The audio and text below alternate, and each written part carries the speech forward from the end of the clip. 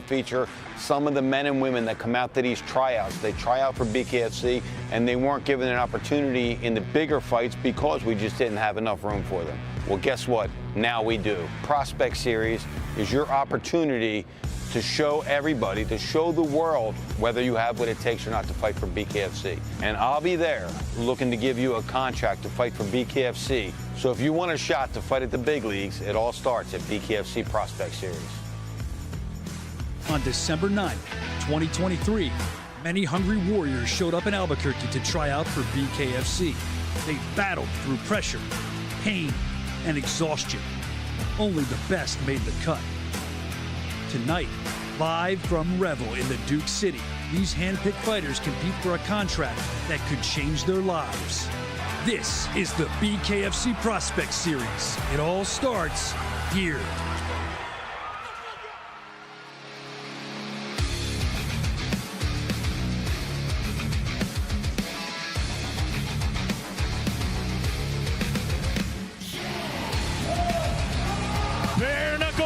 Championship is brought to you by Bumped Up Energy Drink. Welcome to the Duke City, quickly becoming a hub for the most exciting combat sport in the world, bare knuckle fighting. It's time to spill some new blood. It's the BKFC Prospect Series right here in Albuquerque. And here we go, 10 bare knuckle fights tonight. Some of our undercard scraps include an Adams versus Adams heavyweight affair and a nasty light heavyweight bout between William Albrecht and Freddie Sandoval. In our feature bout is two 3-fight veterans facing off, Dakota Highpine and Albuquerque's own Eric Dodson.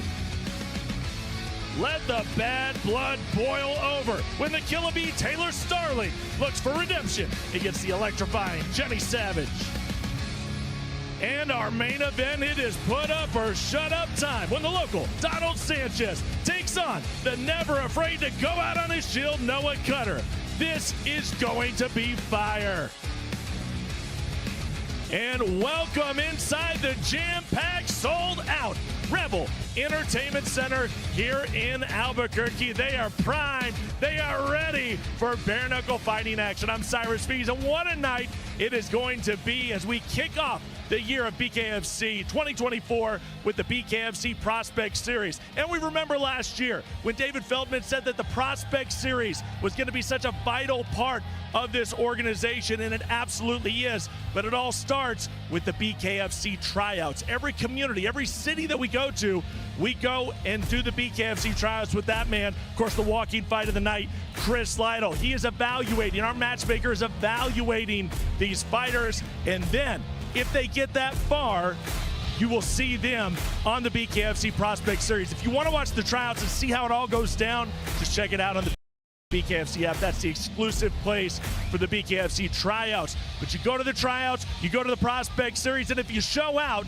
and if you give us a great performance, the president, David Feldman, is in the house tonight, and he's got contracts to give out. Heck, if it's a good fight, a fight of the year type fight, both fighters are going to make it onto the roster. So we're going to find out who is the best, who is going to make it onto our main roster tonight. With that being said, we got our first fight ready to go. So let's send it out to our commentary team, Sean Willock and Chris Lytle.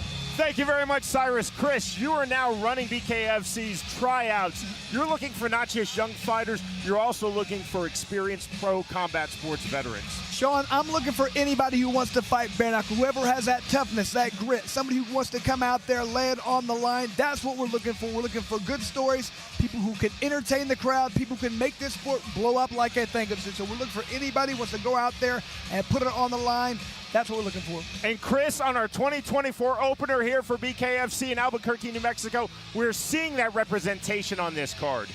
Sean, we do have a lot of people from the tryouts, but we also have guys who have fought BKFC before. We have so many fighters who were doing so good, there's not room for them on all the cards. We want to put them in here with the prospects.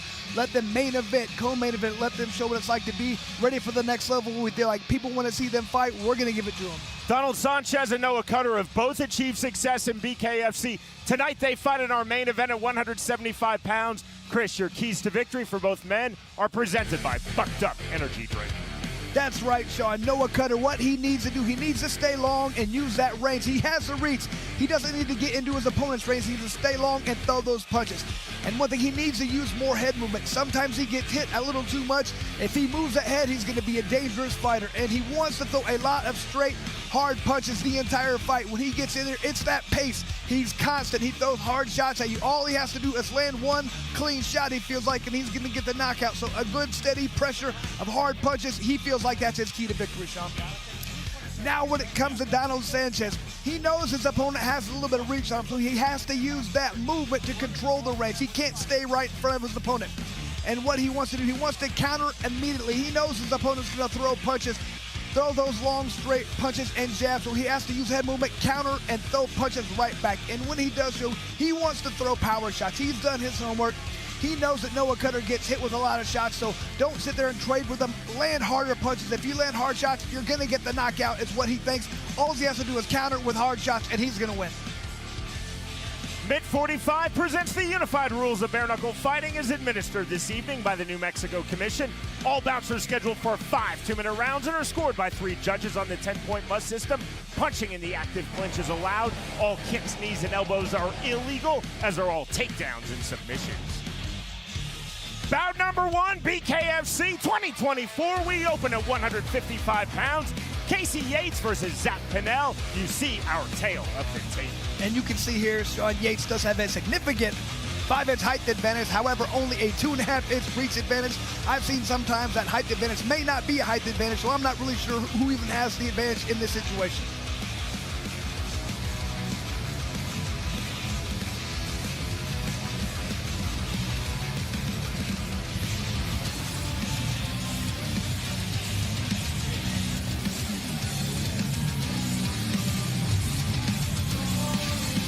This is the BKFC and indeed Pro Combat Sports debut for Zach Pannell. He has had 12 amateur boxing bouts.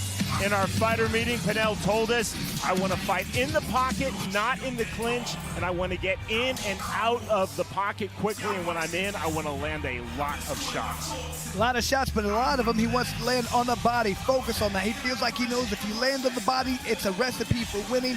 He knows they're going to get in the clinch sometimes. Body shots are the key there. Of his opponent in this lightweight bout, Casey Yates, Zach Pannell said, I think that Yates has a very strong clinch. I think that's his game. That's why I want to stay in the pocket, not the clinch. I cannot allow Yates to snatch that clinch, be physical, be heavy. One thing he said, he wants to make his opponent question himself in there. So he wants to hit him first early, make him question that. Be first, and then later on, look to counter.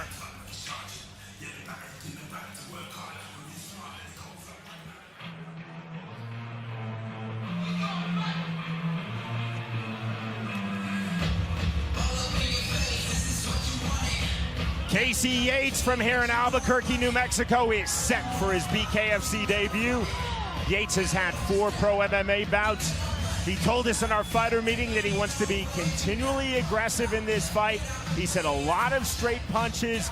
He also told us in training for his BKFC debut, he's really focused on the clinch, something he feels comfortable with his 4 pro fight MMA experience. He said, I want to snatch the half tie plum and then work to the body of my opponent, Zach Pannell. Well, he feels like he wants to control the ring, do so by using good footwork. He wants to do that to be aggressive out there, but use a lot of lateral movement for better defense. Casey Yates said of Zach Pannell, I think he has good technique. I'm expecting a fast start from him. I believe I'm the faster fighter. I have to defeat his speed with my superior speed. But he also wants to use pressure, but he wants to stay long when using the pressure. So as soon as he is in range, he wants to land shots when his opponent cannot. To get us started, we send it into the ring with the always outstanding Jeff Houston. Hello, hello, hello, Albuquerque! Ladies and gentlemen, welcome one and all to Rebel Entertainment Center, and we welcome you to the ultimate proving ground for the most exciting sport on combat sports today. Ladies and gentlemen, it all starts and finishes right here, the ultimate proving ground. We welcome you to BKFC Prospect Series. All fights tonight, ladies and gentlemen, are sanctioned by the New Mexico Athletic Commission. Chairman Joe Chavez, Executive Director Richard Espinosa. Our commissioners in attendance, Ed Manzanares, Larry Lewick, and Jerome O'Connell. We are set to begin 2024 with our first fight of the night, scheduled for 5 2-minute rounds in the lightweight division. Presented to you by Buck Dump Energy Drink. Introducing to you first, fighting out of the red corner. Tonight he wears green and black. He stands 5 feet 6 inches tall. His official weight, 149.8 pounds. Tonight, he makes his BKFC debut. Fighting out of Lancaster, Pennsylvania, here is Zach Little Mac Pannell. And across the ring, his opponent, fighting out of the blue corner. Tonight, he wears black and red. He stands 5 feet 11 inches tall. His official weight, 154.6 pounds. His MMA record stands at 4 fights, and tonight, he makes his BKFC debut. Fighting out of Albuquerque, New Mexico, here is Casey Cornbread Yates. And our referee in charge of the action, Nick Behrens. Zach Pannell said, I'm going to jab my way into the pocket, and I have to be first in every exchange. Nick Behrens calling both fighters up to scratch. Sporting touch of hands. They stand 3 feet apart. The bell, round number 1. Right off of scratch, and he records the knockdown. Casey Yates. He's in the black and red trunks. Zach Pannell now taking the mandatory 8 count from referee Nick Behrens. He was in the green and black trunks. And Yates has got to be careful. He went for a knockdown. He hit him, tried to hit him while he was on the ground. You could not do that in this sport. There's the jab to the pocket. Overhand right back from Yates. Big swings on the inside. We're in 1 knockdown apiece. Showing 1 apiece already that early in this fight. This is what you want to see.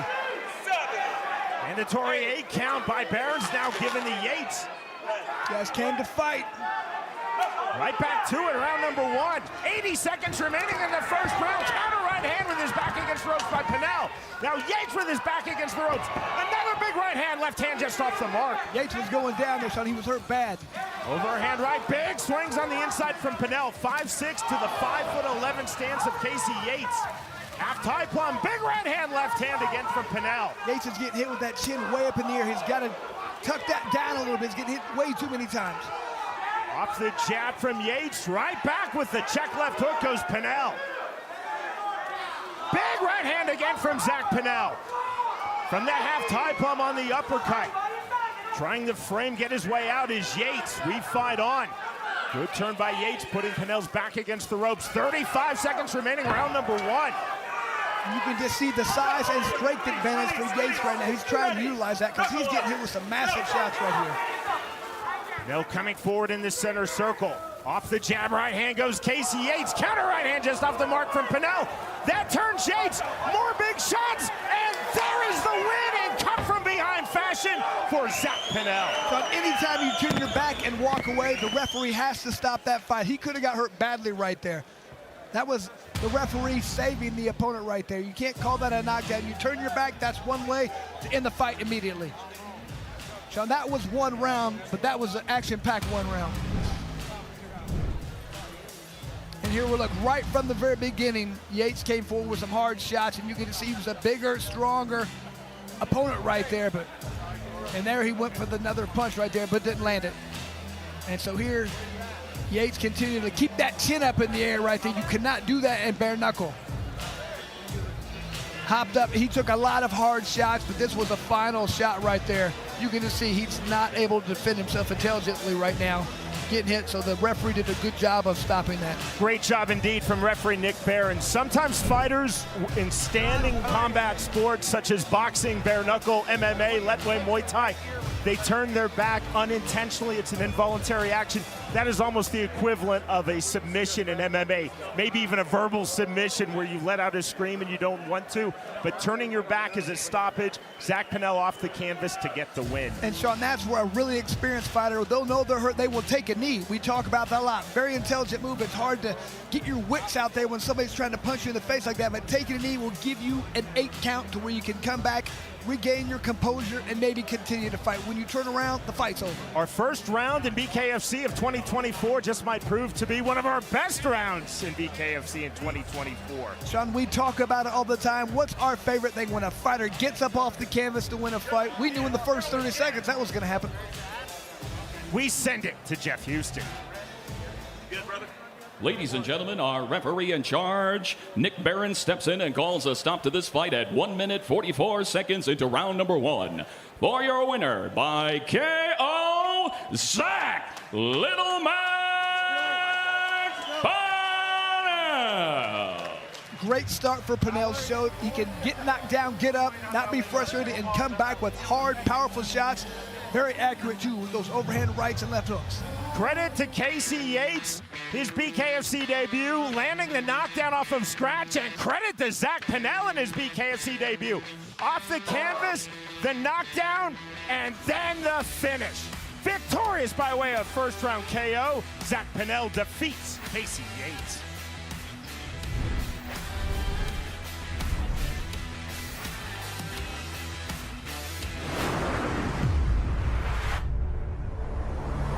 Once again, another challenger steps up. Once again, you take out another challenger.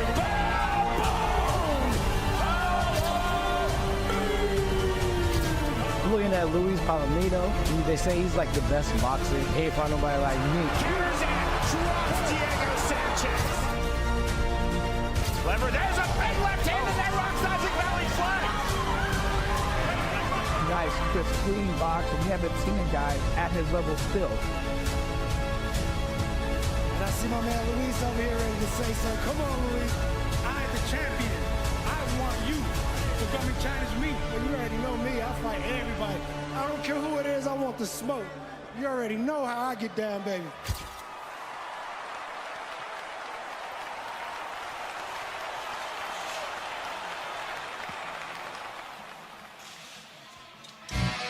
To the welterweight division we go. You see the numbers for Apostle Spencer versus Kane Tomlinson Jr.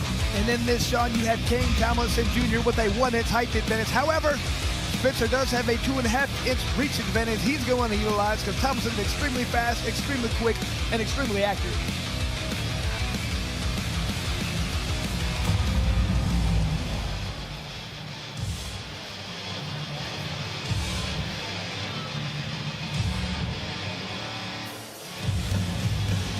Kane Tomlinson Jr.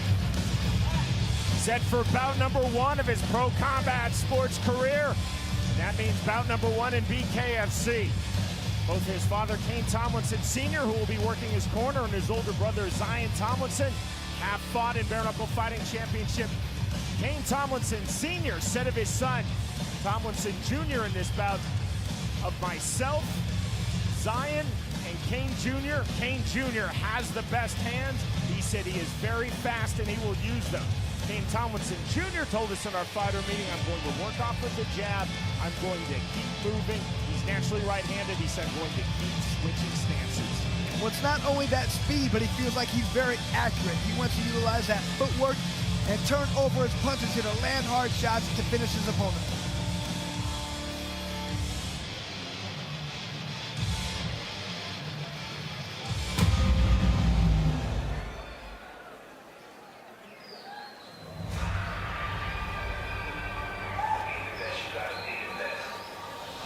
Apostle Spencer set for bout number 1 in Bare Knuckle Fighting Championship. He has had 2 pro boxing bouts, 6 as an AMI and MMA. In our fighter meeting, he described himself as, quote, a technical brawler. He said, my game is all about pressure and all about short, straight punches. With that pressure, he likes to break his opponent's will. Wants to work on using that clinch, getting in there, using that dirty boxing. He feels like he's a stronger opponent out there. Spencer also told us, I want to make this a rough and rugged fight. I'm going to implement my dirty boxing. I'm going to use angles, use excellent footwork to get to the inside. And then if I'm second, I'm going to be quick as second on those counters. Well, not only does he want to get in shots, he wants to be against the ropes. He wants to push his opponent backwards, rough him up. He feels like if he controls the range, the distance, pushes his opponent against the ropes, that's where he's going to do his best work. Back we go to Jeff Houston.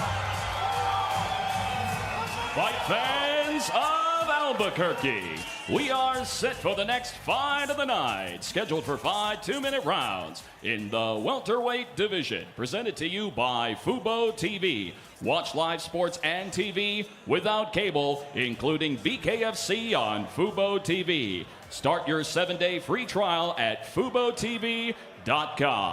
Introducing to you first, fighting out of the red corner. Tonight he wears black. He stands at even 6 feet tall. His official weight, 165.4 pounds. Tonight, he makes his BKFC debut.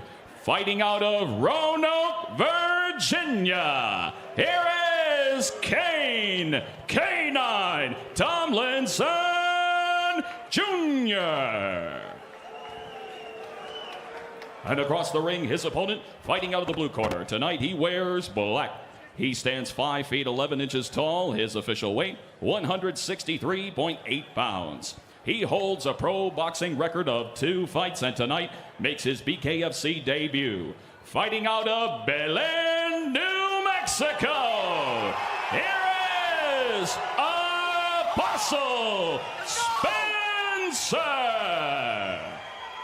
And our referee in charge of the action, Sid Ware. Apostle Spencer, Kane Tomlinson Jr., bout number 1 in BKFC. We say the same for the excellent boxing referee, Sid Ware. They're calling both fighters up to scratch. Round number 1. Fast off the jab goes Apostle Spencer off of scratch. He's in the black trunks. Black and white trunks for Kane Tomlinson Jr. Spencer, Chris, talked to us about countering. Tomlinson talked to us about being first. And there was that jab we just saw from Tomlinson. He wants to get that early and often. Running forward with the right hand is Apostle Spencer. Counter left hand, and down goes Apostle Spencer. You can tell Spencer's hurt right away. Tap the ground. I'm not sure he's getting up, Sean. Wow, that was fast. Sid Ware breaks off his count. Welcome to BKFC, Kane Tomlinson Jr. Wow, and you can just see, look at that. Spencer, he's still hurt right now. I mean, we talked about the speed and the accuracy of Tomlinson, but there was some power right there, Sean. One shot did a lot of damage right there. We've seen people get knocked down. We've seen people get cut, but you can see he's still in pain. He's still hurting right now. It's Apostle. Punch combination to the finish, Chris. And watch this right here. There, pushing forward. Just a couple of hard shots. You could just hear those knuckles hitting the face right there. And just coming forward with reckless abandonment right there. Those 2 shots did a lot of damage. Sean, this is bare knuckle. That's all it takes. If you land clean, hard shots, not a lot of padding, not a lot of cushion. The Tomlinson family, the first to produce 3 fighters in BKFC. The successful Kane Tomlinson Jr. in this bout, his older brother Zion Tomlinson, and their father Kane Tomlinson Sr. in the corner tonight to witness that hand speed that he told us about and that his son Tomlinson Jr. told us about. And indeed, it was the hand speed, Chris, of Kane Tomlinson Jr. to the finish line, defeating Apostle Spencer. And Sean, we talk about what they're doing here at the Prospect Series. You got to prove that you're good enough to make it up to BKFC. Is that going to take 1, 2, 3 fights? I'm not sure. That was pretty impressive for the first fight. We might want to see him go a few rounds to see, but man, that was an impressive start for Tomlinson Jr. Apostle Spencer came out fast off of the jab, off of scratch. He was very game. He talked about being a quote-unquote technical brawler. He tried to implement that technical brawling, but again, just no answer for that hand speed of Kane Tomlinson Jr. I mean, you could just see Spencer was coming forward with reckless abandonment, just coming forward. All offense, you have to have defense in bare knuckle. We go to Jeff Houston.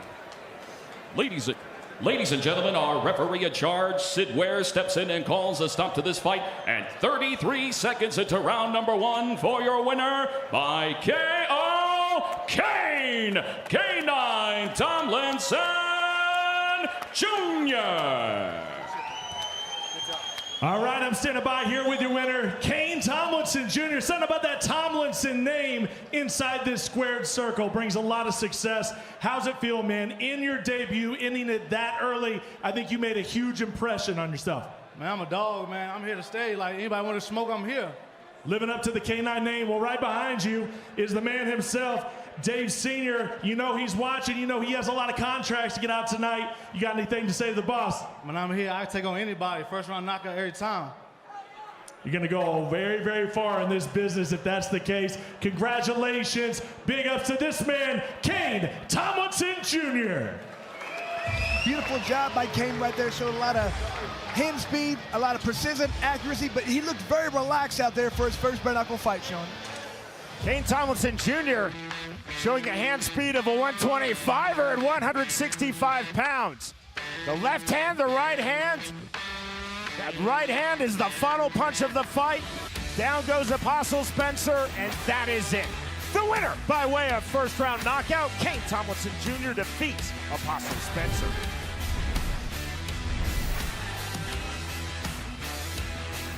We are all the way live from Satellite 5. I'm Brian Socha, and as always, so much to get into this week on the Bare Knuckle Show. We're glad you're hanging out. Bare Knuckle just takes one shot. If he can land a good shot, he can do some damage. 6 new major signings, a new location overseas that we're going to be doing. Gives me so much more energy and reason to go ahead and do what I do. Oh, shit! Oh, shit! It's inappropriate. Saturday night, March 2nd, the world's most exciting combat sport, Bare Knuckle Fighting Championship, finally makes its debut in Canada with the BKFC Prospect Series.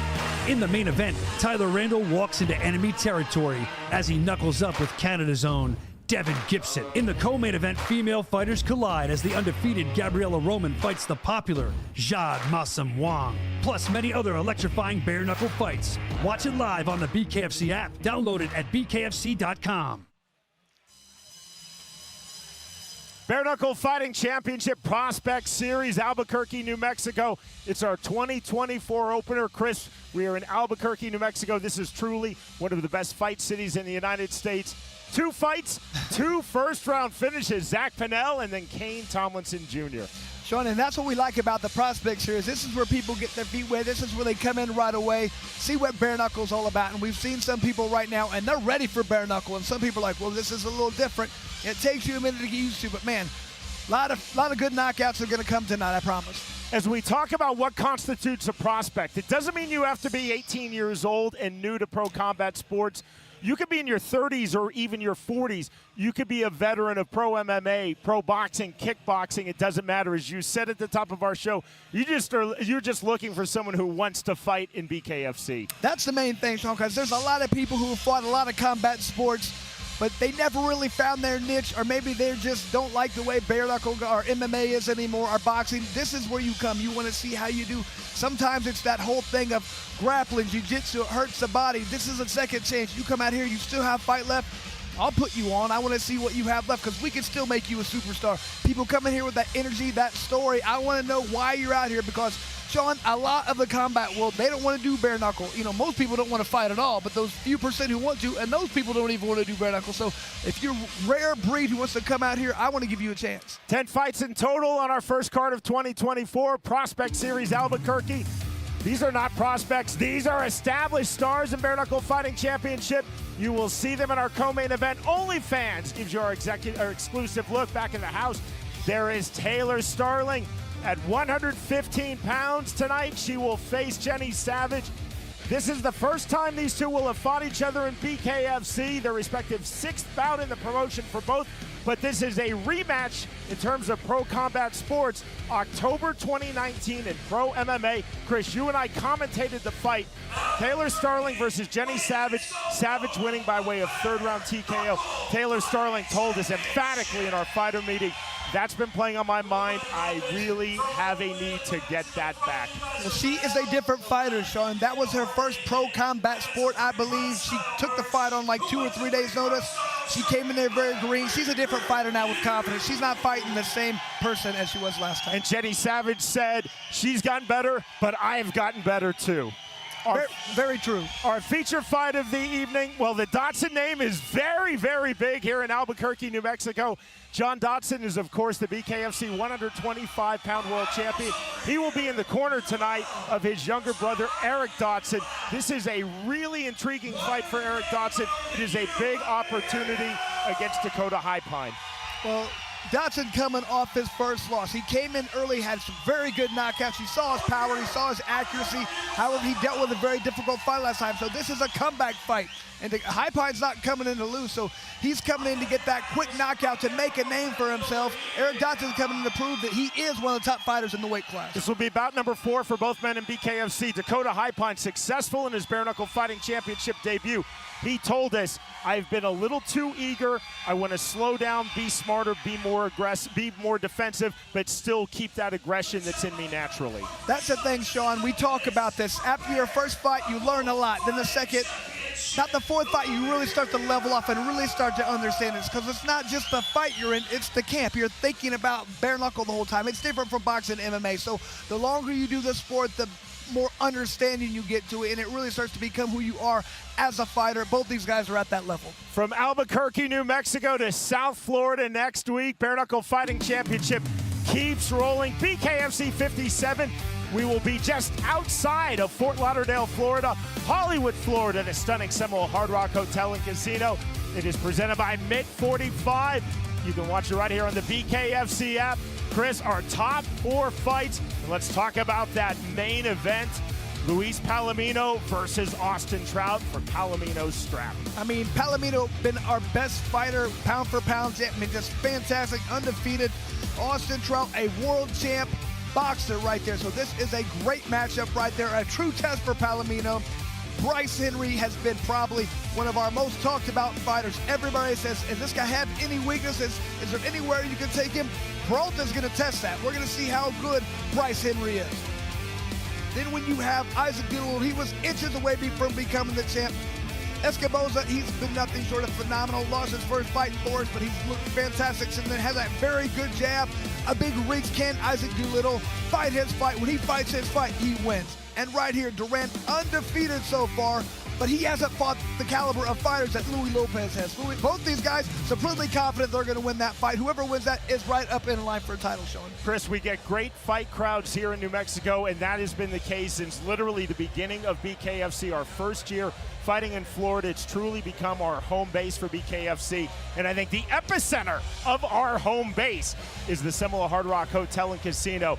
We hold the combat sports record, biggest crowd ever, and I think we're going to exceed that next Friday night, February 2nd, BKFC 57. John, I definitely have to feel like that's the best card we've put on there. Look at those 4 fights right there. Those could main event most of our other cards. So this is a great card we have coming on. We want to show out for this first fight, the first real numbered fight of the year, and that's definitely doing it. BKFC, we are back with a vengeance. We began June 2nd, 2018 in Cheyenne, Wyoming, and we keep on rolling. This is year 7 now of Bare Knuckle Fighting Championship.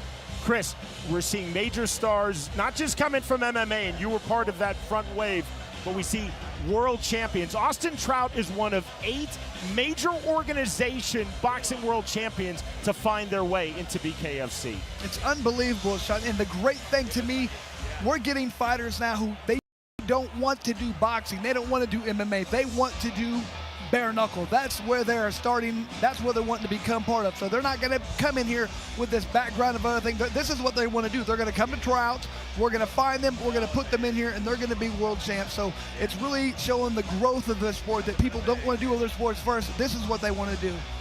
Chris, a lot of fans come up to you at the broadcast position, and they say, when can I try out? Because as we talked about earlier in the broadcast, you're now heading to tryouts. Love doing that, Sean. I feel like I've been doing fighting for so long. I want to be part of it. I don't know who took this picture, but they're brave because I have a good memory. I'm going to remember that. That's not a good picture, but that's all right. But I love bringing these new fighters in. This fight has been so good to me. I love it. It's been such support in my life. It's my turn to give back. I'm looking for people who have that same fire that I did when I started, and I want to give them opportunity. We give people great opportunity. We have a great platform. So many people watch what we're doing, and it's my job to let these people get on there if they want to be part of what we're doing. Go to the BKFC app. You can watch the Prospects New Generation show. You also get information on where you can meet Chris Lights Out Lytle and try out to fight in the BKFC ring. BKFC Prospect Series Albuquerque. 10 fights in total tonight. We've already had 2, both ending in first-round finishes. Bout number 3. And for that, we move to the welterweight division. Felipe Chavez versus Michael Manno. You see the numbers. So another one of those kind of strange situation where Chavez does 2 inches smaller. However, he does have a 2-inch reach advantage. He wants to utilize that. Manno wants to get inside and land hard shots. Feels like he's a stronger fighter. It's up to Chavez to make him pay every time he steps close.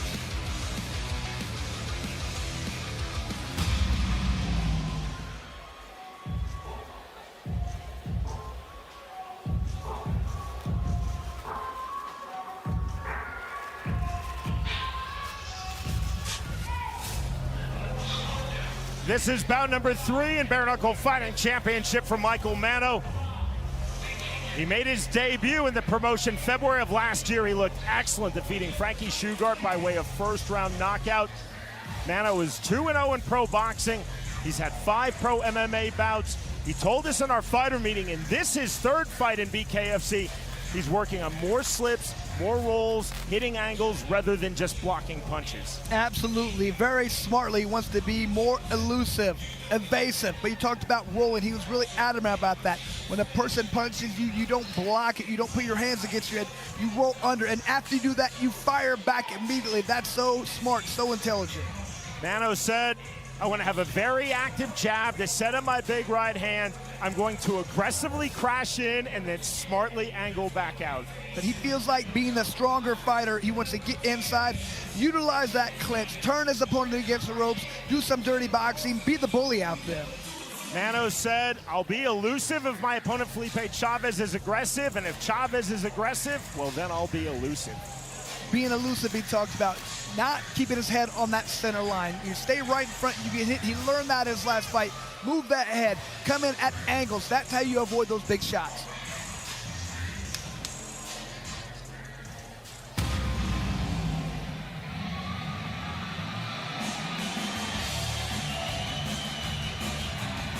Big ovation for Felipe Chavez, making his BKFC debut here in his home city, Albuquerque, New Mexico.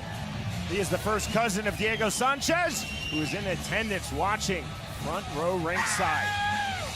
Chavez has had 10 pro MMA bouts, including 1 in Bellator. Chavez told us with a smile on his face in our fighter meeting, he said, it's really difficult for me to pace myself as a fighter. Therefore, I know I can't, so I put a premium on having outstanding cardio. He feels like training in altitude really gives him the advantage. He can go hard the entire time and be aggressive. To do so, he's got to use his good footwork and his good speed to dominate this fight. Chavez also told us, I'm going to quickly pressure, then reset. I want to fight from the center of the ring, stick and move. I'm not looking to overwhelm my opponent, Michael Manno, with power. I'm looking to overwhelm Manno with volume. But he has to do so by staying long, stick and move. But he really wants to put a premium on those body shots. Back into the ring with Jeff Houston. Ladies and gentlemen, we are set for the next fight of the night, scheduled for 5 2-minute rounds in the middleweight division, presented to you by OnlyFans.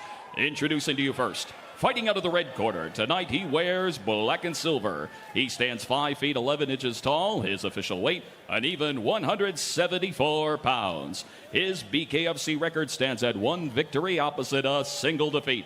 Fighting out of Shreveport, Louisiana, here is Michael, the Port City Soldier, Manno. And across the ring, his opponent, fighting out of the blue corner. Tonight he wears black. He stands 5 feet 9 inches tall. His official weight, 172.8 pounds. His MMA record stands at 6 victories opposite 4 defeats, and tonight he makes his BKFC debut. fighting out of Albuquerque, New Mexico, here is Felipe Flip Chavez. And our referee in charge of the action, Andrew Glenn. Felipe Chavez said, I'm expecting a lot of punches off of scratch from Michael Manno. I want to be smart. Round number 1.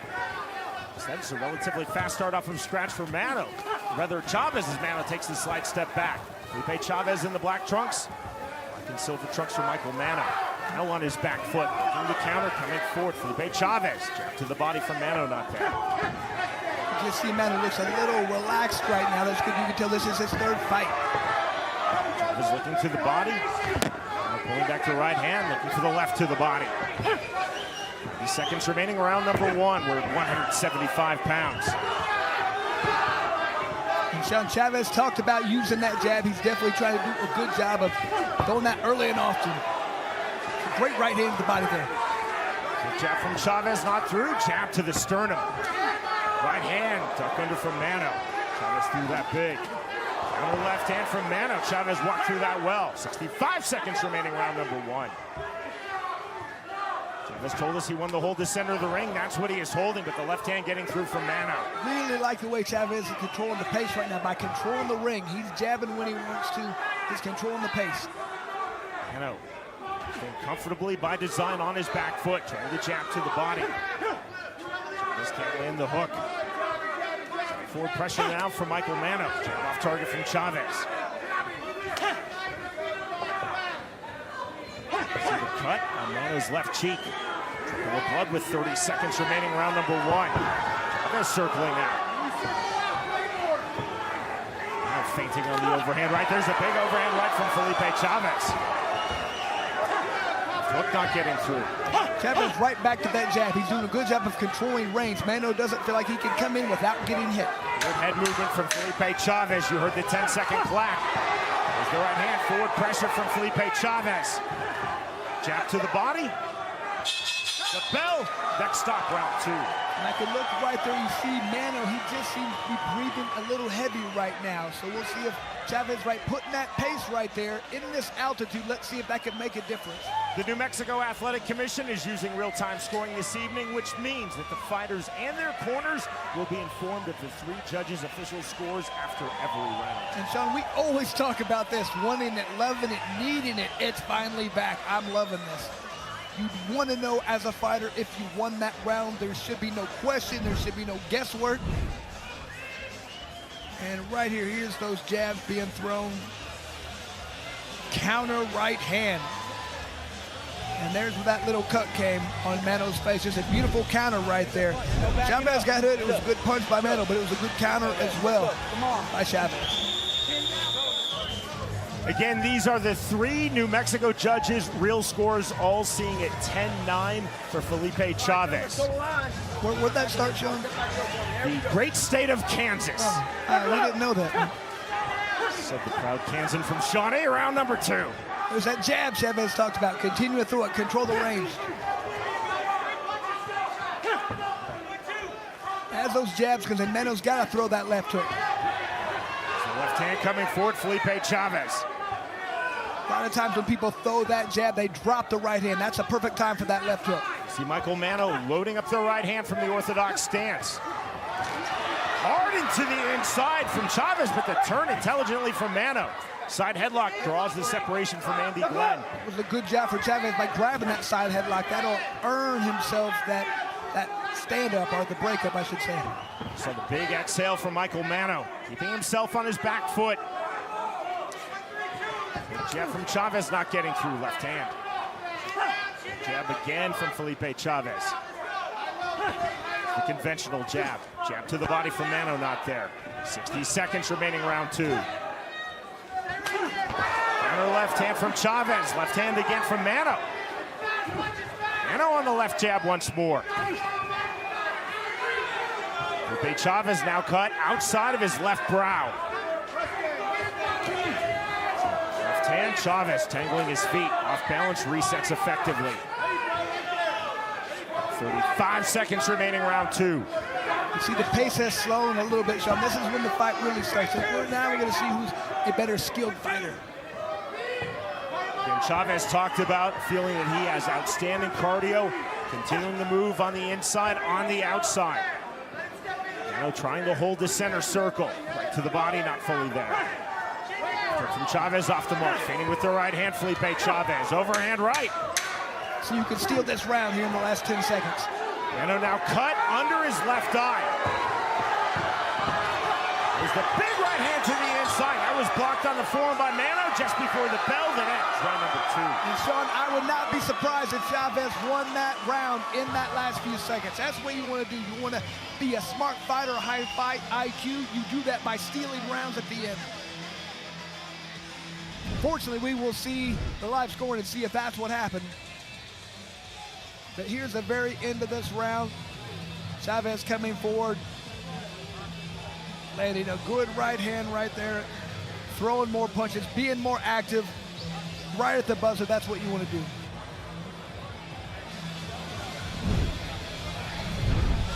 Those are 2 separate cuts on the face of Michael Manno as we see the real-time scoring.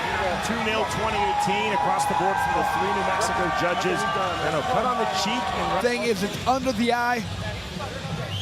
Hopefully that doesn't stop the fight here. See Dr. Don Muzi, he's the Chief Medical Officer of Bare Knuckle Fighting Championship on the apron. Thumbs up from Michael Manno. There's going to be a medical timeout before we start round number 3 from referee Andy Glenn. They'll start the round, but then they're going to have the doctors come look at it. I believe that's usually what they do. A pretty good little gash. Dr. Muzi working in conjunction with the outstanding New Mexico Commission and their ringside physician. Letting it go. Proverbial thumbs up and the literal thumbs up from Andy Glenn. Both fighters up to scratch. Round number 3. Great job by Chavez, going right for that cut right there. That's exactly what you want to do. That's smart fighting. Both fighters hard into the clinch. Big turn from Felipe Chavez. That draws the separation from Glenn. And as soon as you see that the doctors are looking at it, that's a target. That's what you want to go for to earn that victory right away. Soft warning and referee speak by Glenn to Chavez saying just a bit too hard on that turn. And you can see right now, Chavez is throwing bombs right there. He's going for the finish. Good left hand gets through from Chavez. Cut pouring blood. Really 3 cuts now. But there's 1 main cut pouring blood under the left eye of Michael Manno. A lot of people talk about, Sean, the blood. It's not the blood, it's where that cut is. If the blood's getting in your eye and you can't see, that's when they stop it. If it's underneath, not as big of a deal. Chavez putting out the jab right to the body, not there. That was a very fast start for that round. And again, Chavez, his corner, they know they're up 2 rounds to none. Manno, his corner, know that they're down 2 rounds to none. I don't see Chavez as the type of guy who wants to win a decision. I think he wants to take his opponent out. The right hand getting through from Felipe Chavez. He keeps landing those right hands. That's the best way to do it. Look at the blood on the knuckles of Chavez right now. Oh, step in right hand from Michael Manno. Left hand, right hand from Manno. That was the best flurry for Manno right there. Landing some hard shots. Manno again hard to the inside. Trying to drive Felipe Chavez against the ropes. Time called by Andy Glenn. I think it's that cut right there they're looking at again because he's been hit with about 3 or 4 really good right hands this round. Get a medical timeout. This fight is over, and the win for Felipe Chavez in his BKFC debut. Huge disappointment from Michael Manno on the stoppage. I mean, you have to understand what he's talking about. The cut is still under the eye, and that was the best little flurry he had. He came out and landed some hard punches right there. He might have felt like the momentum was starting to go in his favor, and then they stopped the fight. Very disappointing right there. I can understand from Manno, but I can't see that cut. You never question Dr. Muzi. He understands exactly what's going on. If he says that it's too dangerous to keep going, you have to believe him, Sean. Dr. Don Muzi, he's the Chief Medical Officer of BKFC. He is truly one of the best fight doctors in the world, and he's the past president of the Association of Ringside Physicians. That means nothing to Michael Manno right now, by the way. He is really disappointed. But again, Dr. Don Muzi, he is not just a physician, he is a world-class fight doctor. He understands cuts. He felt that it was unsafe for Manno to continue, so disappointment for Michael Manno. He is so game tough. Obviously, you understand his disappointment, and Chris, that stoppage takes nothing away from the outstanding work of Felipe Chavez. We know we're not speculating thanks to real-time scoring. He won both rounds from all 3 New Mexico judges.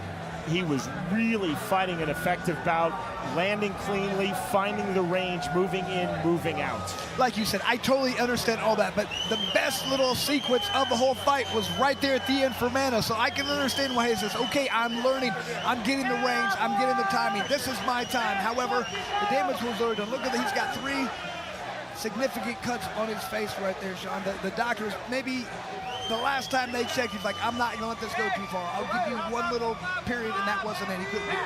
What I have learned from Dr. Don Muzi, it's not the size of the cut, it's not how much blood is pouring out, it's the location of the cut. A lot of times that is the truth. We go to Jeff Houston. Ladies and gentlemen, on the advice of our ringside physician, our referee in charge, Andrew Glenn, calls a stop to this fight at 1 minute 27 seconds into round number 3. For your winner by TKO, Felipe Chavez. Excellent debut for Chavez. Did so that pace he talked about, threw a lot of jabs, and landed some good hard right hands that did the damage right there at the end of the night.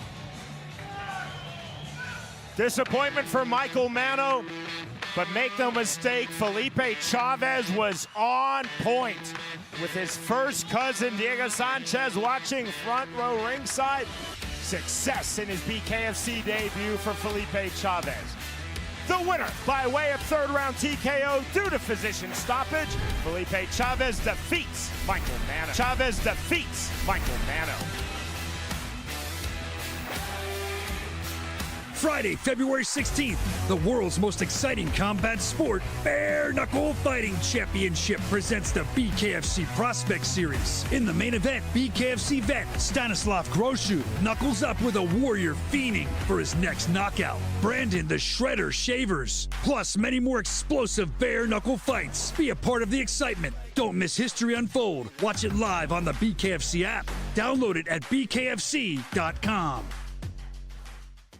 We are all the way live from Satellite 5. I'm Brian Socha, and as always, so much to get into this week on the Bare Knuckle Show. We're glad you're hanging out. Bare Knuckle just takes one shot. If he can land a good shot, he can do some damage. 6 new major signings, a new location overseas that we're going to be doing. It gives me so much more energy and reason to go ahead and do what I do.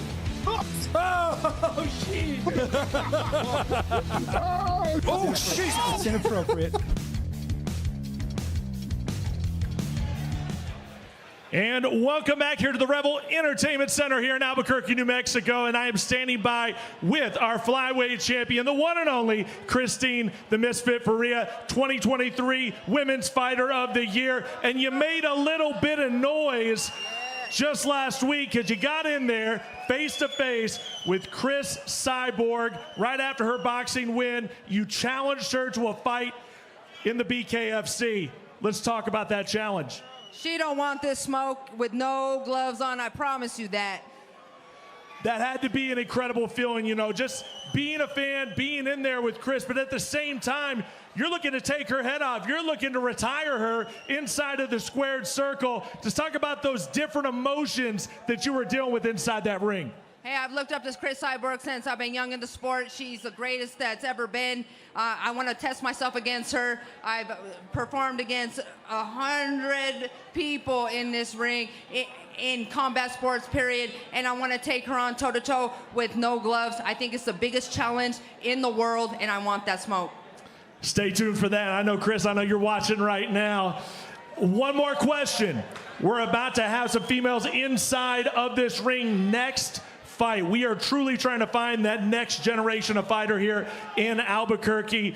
Man, what's going through those girls' minds right now as they get ready to step inside that squared circle for the first time?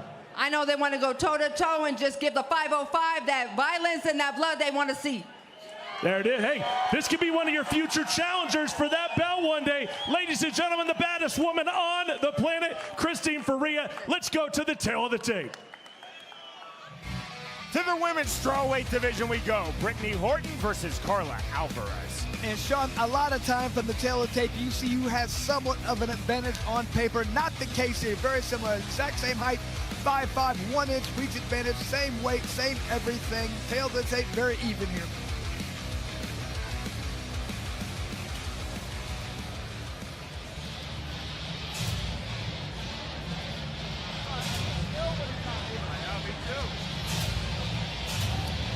Born in Mexico, now based here in Albuquerque, New Mexico, Carla Alvarez set for bout number 1 in BKFC and bout number 1 of her pro combat sports career. Alvarez has had 7 AMI MMA bouts, 1 in amateur boxing and 1 in amateur kickboxing.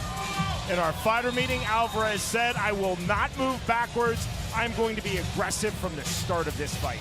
That was the main thing. She said he wants to be aggressive, but she has to be smart, disciplined, strong, and be a powerful fighter. She feels like she's very durable, doesn't want to be that here. She wants to be in there, be the bully. She can be a brawler, but she wants to be technical as well. Alvarez said, "I feel I am very strong for this weight class, and more importantly," she told us, "I feel I have really big power for this weight class." You can tell she's been a fan of the sport. She's been watching. She feels like one of her main keys, you have to be first and bare knuckle, and that's what she's going to do. She's going to get over there, and she's going to land the first hard shot.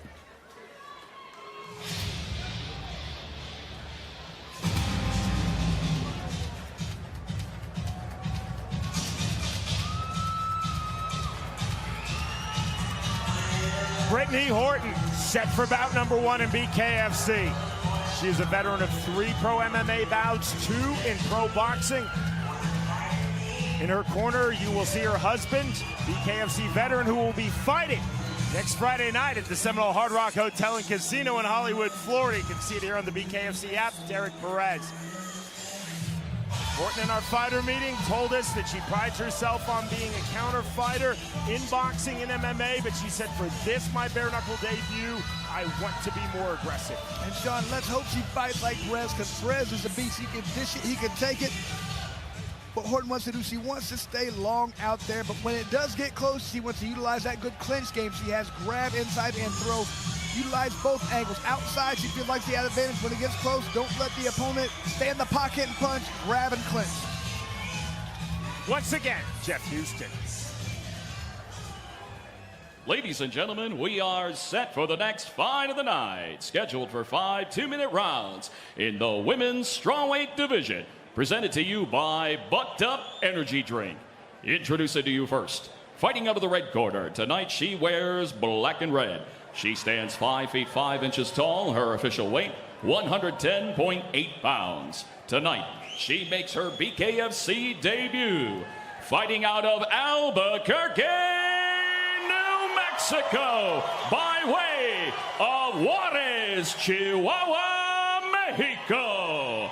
Here is Carla, God's Child, Alvarez. And across the ring, her opponent, fighting out the blue corner. Tonight, she wears neon yellow and blue. She stands 5 feet 5 inches tall. Her official weight, an even 110 pounds. She holds a combined combat sports record of 5 fights, and tonight makes her BKFC debut. Fighting out of Belen, New Mexico, here is Brittany Horton. And our referee in charge of the action, Sid Ware.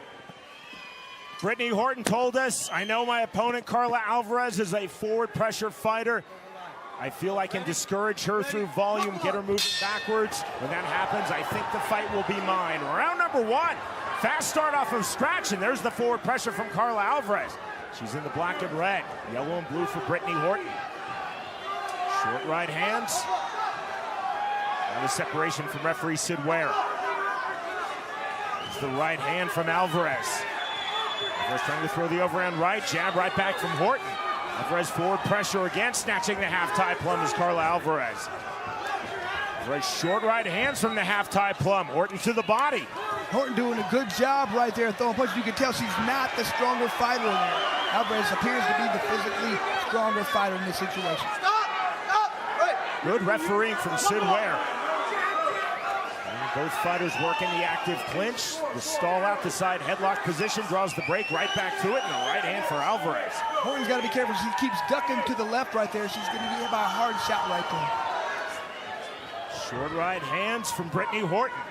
Horton trying to turn Alvarez, put her back against the ropes. Right swelling under the left eye of Carla Alvarez. Good jab from Alvarez on the entry. 50 seconds remaining, round number 1. We're in the women's strawweight division. More right hands now in sequence from Carla Alvarez. A lot of powerful rights right there. Don't push. Tie on the single collar tie legal. When you go over the head, that's the separation position. Head chancery or guillotine. That was the head chancery. Then you see that. You see the patience of referee Sid Ware.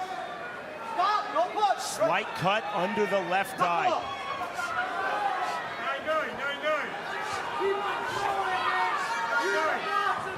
On the slight swelling, the slight cut.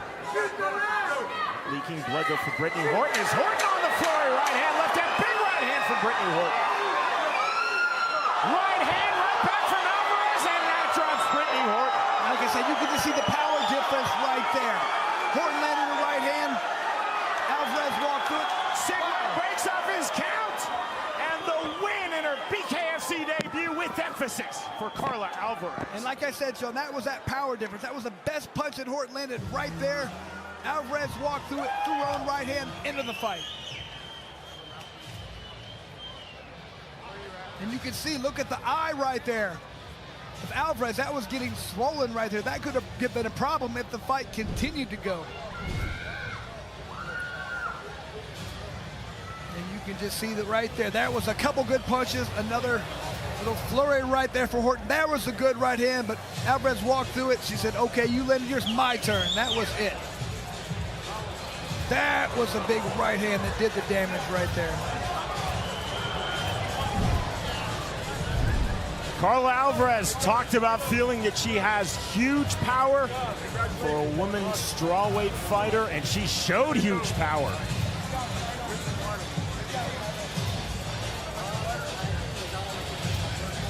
So you could tell from when they got in the clinch early that Alvarez was physically stronger right there. And you could tell when the punches landed right there.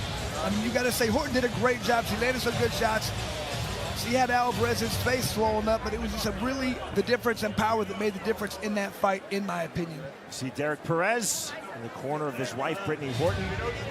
Disappointment for Brittany Horton. She really felt that she could establish the volume.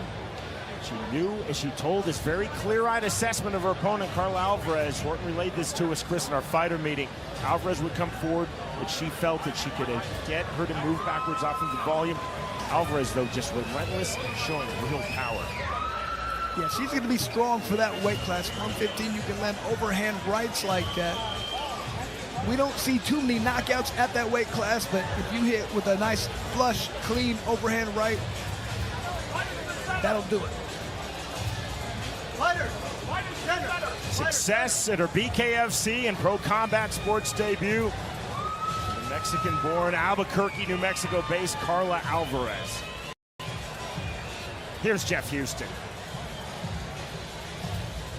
Ladies and gentlemen, our referee in charge, Sid Ware, steps in and calls a stop to this fight at 1 minute 59 seconds into round number 1. For your winner by TKO, Carla God's Child Alvarez. All right, standing by here with the winner, Carla Alvarez.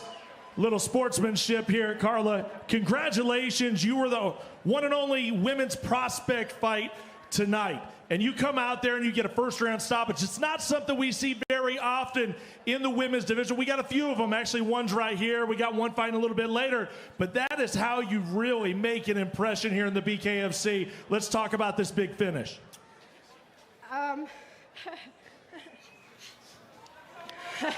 It's all right. That's all right. Take your time. Take your time. I loaded that right hand. I said, okay, I'm going to just let it go. And once I did it, it was there, and she went down. Listen, there's not a lot of women that would even step inside of the squared circle. You both came in here, you put on a show. Give us your feelings being in here, taking the gloves off, throwing hands. What did it feel like being inside this squared circle? It feels good. It's definitely different. You feel the rush, adrenaline just building up in the back. And when you get in here, you know it's on. And after you feel like 1 or 2 punches, you're like, okay, let's go. So I want to say thank you to everybody here, cheering for my opponent, for myself, everybody's family, and I love you all, guys. That's right, 505. Make a lot of noise out here. They've been loud, they've been proud for your girl, Carla Alvarez. Great debut for Alvarez. So a lot of power out there. It looks like she could be a problem for a lot of girls at the 115-pound weight class. The theme of her fighter interview from Carla Alvarez was, I will not take a backward step. Forward pressure throughout round number 1 for Alvarez, and a huge right hand to finish the fight. Victorious by way of first-round technical knockout, Carla Alvarez defeats Brittany Orton.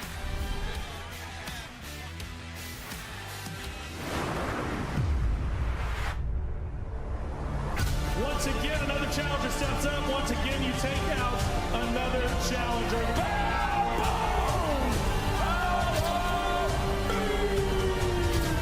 Looking at Luis Palomino, they say he's like the best boxer. He ain't fought nobody like me. Here's it, drops Diego Sanchez. Clever, there's a big left hand, and that rocks Dodson Valley flag. Nice, crisp, clean box, and we haven't seen a guy at his level still. And I see my man Luis over here ready to say so. Come on, Luis. I am the champion. I want you to come and challenge me. Well, you already know me. I'll fight everybody. I don't care who it is. I want the smoke. You already know how I get down, baby.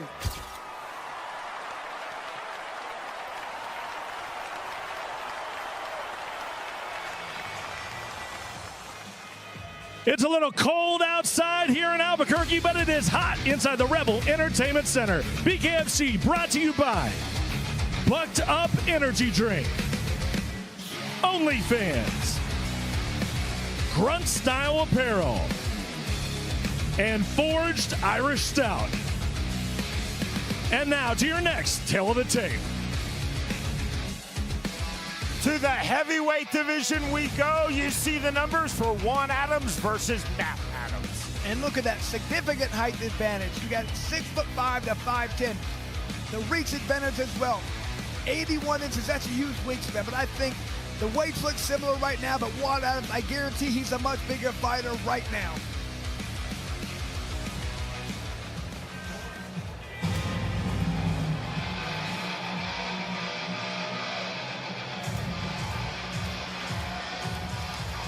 Matt Adams set for his BKFC debut.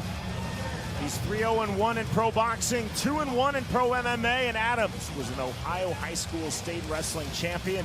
In our fighter meeting, Matt Adams said, I want to have a fast start, work my way to the pocket, and then implement my dirty boxing. Adams said he has a big focus on defense right now, but he is extremely heavy-handed, he says. So he has complete belief in that. Wants to utilize that defense to get inside and then throw those bombs. Matt Adams said of his opponent in this heavyweight bout, Juan Adams, I know he has power. I have power too. And Adams said, I know I have superior cardio to my opponent, Juan Adams. He has to get into that pocket. He feels like his opponent being taller, longer arms. Dig to the body. You get in there, dig to the body. On a bigger, taller guy, it really slows him down and could be his key to victory.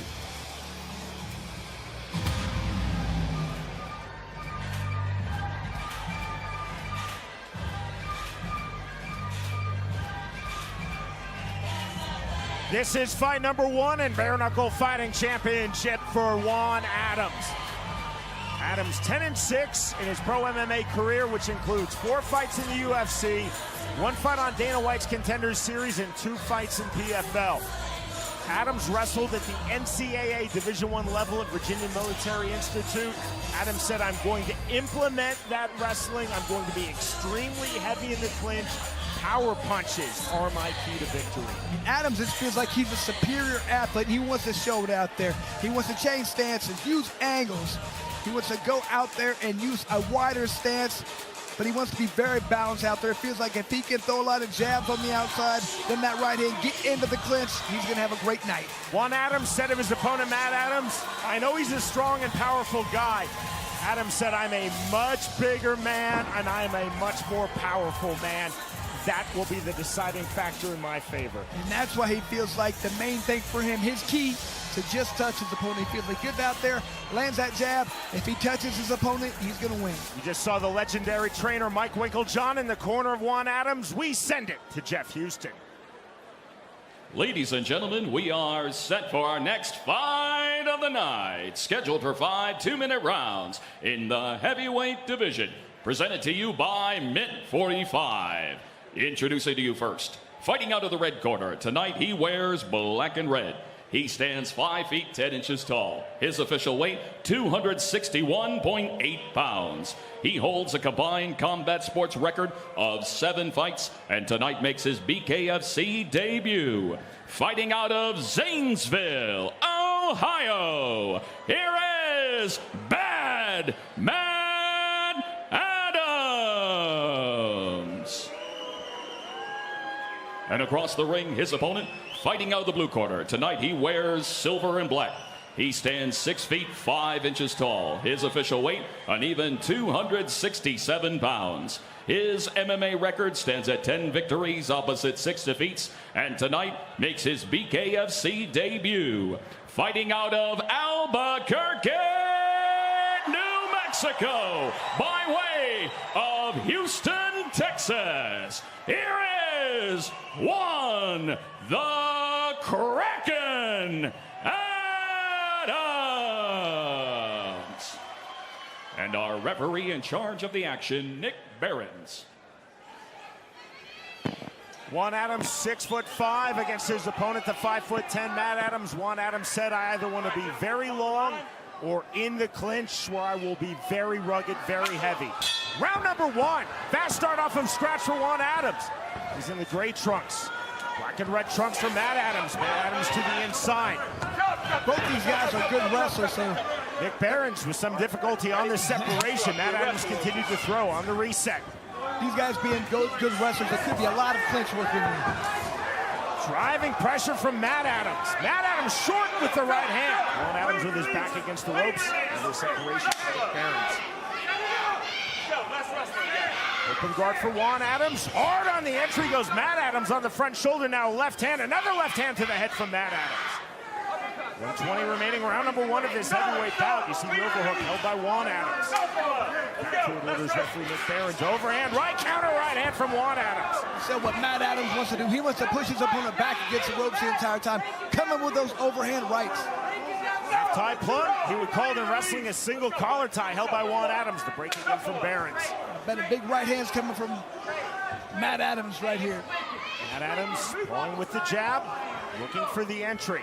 Juan Adams staying on his back foot. Juan Adams has not been able to use that athleticism he thought he was going to be able to, that movement. He's staying very stationary right now. Big right hand on the entry after the left from Matt Adams. There's the framing of Juan Adams. And that's what Juan Adams wants to do. He wants to turn his opponent's back against ropes, push him, tire his opponent out. He's a bigger fighter right now, the bigger, stronger guy. Referee Nick Behrens is a big man, and he looks like a 135er in this bout. Big right hand lands from Juan Adams. Juan Adams, another big shot that turns Matt Adams. Matt Adams doing the right thing right now. He's got to clinch his opponent. Hammer fist, those are illegal under this rule set. And time called by referee Nick Behrens. And that's exactly what Behrens is telling Juan Adams. You cannot throw hammer fists legally under the now unified rules of bare knuckle fighting. And that is unfortunate for Juan Adams because he had Matt Adams hurt very badly right there. Matt Adams, you see cut outside of his right brow. So as the great referee Jack Reese instructs, there are silent warnings, which is a look, a soft warning, and a hard warning. That was a hard warning from Nick Behrens, telling Juan Adams, throw another hammer fist, you lose a point. Time in. Clean right hand from Juan Adams. Matt Adams throws to the bell. That ends round number 1. That's a beautiful end of the round, Sean. I love that. Both guys sitting there, trading punches, putting a lot of power in those shots. That was a very interesting round because I felt like Matt Adams did a great job, most of it, but in that last few seconds, right before those hammer fists, he was taking the worst of it for sure. He was hurt badly. Outside of Tim Elliott in the UFC, I can't think of a lot of high-level pro fighters who throw standing hammer fists, but Juan Adams threw them effectively. Would have worked beautifully for MMA, just not legal under this rule set. And there was a couple of those hard punches. Both these guys are landing bombs, Sean.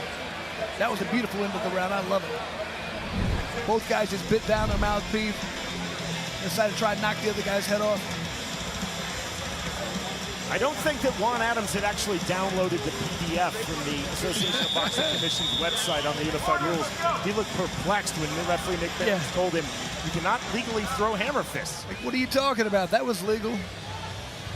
Not quite, but let's see if that cut over the right eye gives Matt Adams some problem. Good. He said he did very good a lot of that round, and Juan Adams is a specimen right there. Big, strong, athletic. Up to scratch, round number 2. Good start from both heavyweights. Forward pressure from Juan Adams. See the open guard of Matt Adams. Matt Adams, big right hand on the step in. Man, Juan Adams took that like a champion. Stiff jab from Matt Adams, dipping his head back to the inside. Another right hand from Matt Adams. Really impressed right now with Juan Adams' chin. He took some hard shots right there. Didn't seem to bother him at all. Operation from Barons. Nick Barons doing an excellent job of moving along this heavyweight bout. Sean, I got to tell you, that is very disheartening when you hit somebody with your best shot and they just walk through it. And you go, what do I have to do to hurt this guy? Juan Adams needs to be a little bit more active right now. He's just waiting to counter. I'd like to see him be aggressive, come forward. Oh! Matt Adams, high elbow guard coming forward with a jab right hand, counter right hand from Juan Adams. Matt Adams coming with some good, hard right hands. Matt Adams exactly where he wants to be, chest to chest. Short downward right hands from Juan Adams from the half-tide plum. Look at this. We have difference right there. 2 of the judges gave that to Juan, 1 gave to Matt. Left hand, right hand. That turns Matt Adams. Matt Adams trying to bounce off of the ring ropes and land the right hand. Both fighters to the center circle. 1-2 from Juan Adams. Adams missing with the right hand. Stiff jab from Matt Adams. These guys are landing some powerful shots. And look at, they're just waiting for the other guys so they can look to counter right now, Sean. But you got to get off first in this sport. There's the big right hand from Juan Adams. Clever turn from Matt Adams. Every time I think one of these guys lands a good shot, hurts the other one, they do a good job of tying up and turning their opponent. See the underhook held by Juan Adams. The right hand, separation from Nick Barons. There's the jab from Matt Adams, 10-second clap. Big right hand from Matt Adams. Juan Adams countering with the right hand of his own left hand. Another big shot from Juan Adams. Oh. Adams again the right hand. So nobody can say anything about the chin of either one of these guys. We go to round 3. And you can see, Sean, everybody thinks, I'm used to 5-minute rounds. I've been doing MMA. These are 2-minute rounds. This is going to be easy. How many times have we heard that when we're doing our interviews? After 2 rounds, these guys are pretty tired right now. Boom! Big right hand. And look, Juan Adams just keeps coming forward. Didn't bother him at all. Different punch right here. Another good right hand.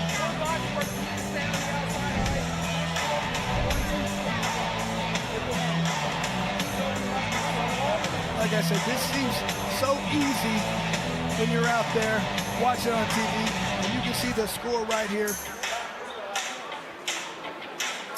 It's like 20-18, one judge, tie the other one. I mean, we have a split. This is real-time scoring. Saw it in real time.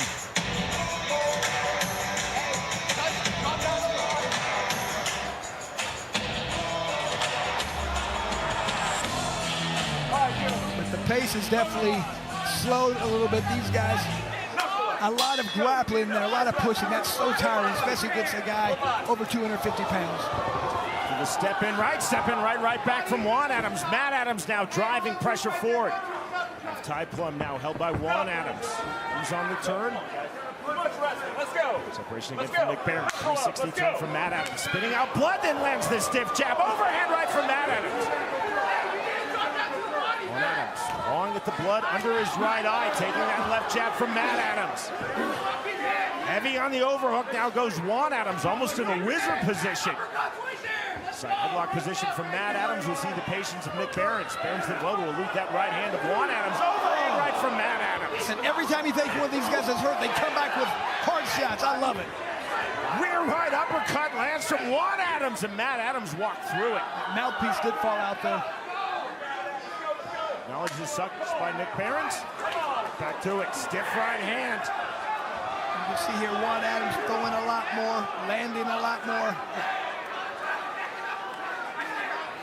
Short uppercuts from the half tie plum, that single collar tie position of Juan Adams. And I don't think the referee saw that mouthpiece come out because he's stepping on it right now.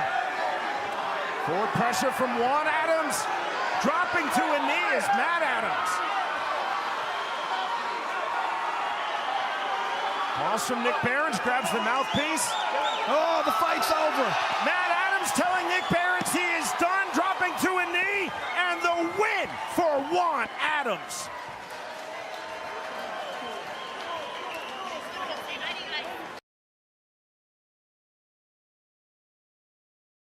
You can see how tired he was. He dropped to a knee right there, said he no mas, he couldn't continue. I mean, he was getting hit hard the entire fight. Nothing that really did the damage. Look at that, just a great comeback right hand. But I think he was just exhausted. Went to a knee and said, I can't do anymore. And that's what happens when you go against a guy like Juan Adams. So big, so strong, so powerful out there. They did so much grappling in there that is so tiring, Sean. If this were pro MMA, Chris, that would have been a verbal submission, and that's no discredit to Matt Adams. He was game, he landed big shots, he had his moments, and full credit to Juan Adams. He took big shots, he walked through big shots, and he landed some ferocious shots. He was also so heavy, so dominant, so educated in the clinch. Well, Sean, that's why this is a Prospect Series. These are new people trying to get in, and that's just where they learn. They learn right there. You can't go all out. You have to pace yourself. People think this is a sprint, and the sprint's going to be easy. I can fight for 2 minutes, no problem. You can't. It's difficult. Go out there and sprint for 2 minutes. It's not going to happen. So these guys, right now, Matt Adams is in the process of learning. He did a lot of positive things right there, but, I mean, Juan Adams learned a lot in that fight, too. These guys are going to be probably some very good fighters for us in the heavyweight division. Our final strike stats of this bout presented by Bucked Up Energy Drink. I mean, accuracy. Look at Matt Adams' accuracy. I mean, he didn't throw nearly as many, but the ones he did, he landed. But Adams, just a busier fighter, pushes the opponent around, using that size advantage that he had. All right, fellas. Great job. A lot of gas. Here is Jeff Houston. Ladies and gentlemen, the red corner calls a stop to this fight at 1 minute 30 seconds into round number 3. For your winner by TKO, Juan the Kraken Adams. All right, stepping up here to the Kraken. Man, congratulations. First bare knuckle win underneath your belt. How did it feel in there, man? It's one thing to train it, one thing to go to the tryouts, a whole nother thing going in there, and he was giving you all you can handle. Yeah, man. It was definitely rough. It felt way different than I imagined it, you know. I'm used to bare knuckle street fights and stuff, but this is totally different. But before we go any further, man, everyone here knows I had a super rough cut. I made a promise to, you know, my higher power, whatever it is you believe in, that if it got me through that, I was going to give all glory to that. And that's what it was, man. That was rough. David Feldman has a lot of contracts to get out here. We're going to let you guys know by the end of the night where those contracts go. Do you feel like you did enough to become officially a part of our heavyweight division? Man, I feel like I did. I sure hope I did. Hope the fans enjoyed it. You know, without y'all, there is no sport. So, get those tweets out. Start doing it to me, and next time, buy your tickets before fight week. Please and thank you. Ladies and gentlemen, he is the Kraken, Juan Adams. Great job for Juan Adams right there. I think if he can learn a little bit, how about better defense, and I think he got hit with a lot of hard shots, but he walked through them. He doesn't want to take those shots. If he can learn a little bit from that fight right there, and I think he will, he's going to be a force to reckon with, I think, in this heavyweight division.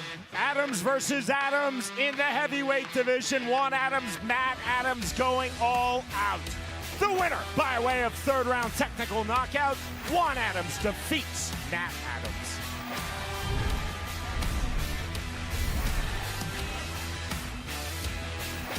Saturday night, March 2nd, the world's most exciting combat sport, Bare Knuckle Fighting Championship, finally makes its debut in Canada with the BKFC Prospect Series.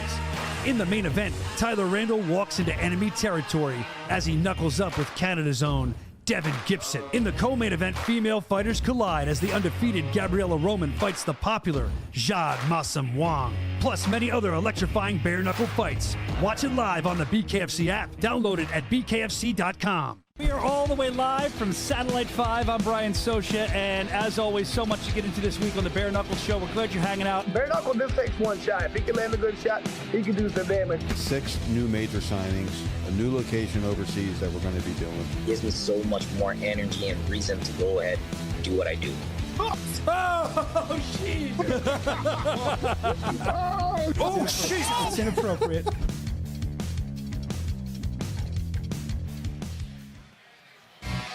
The numbers for this bout at 175 pounds is Ismail Israilov versus Thuggy Mohammed.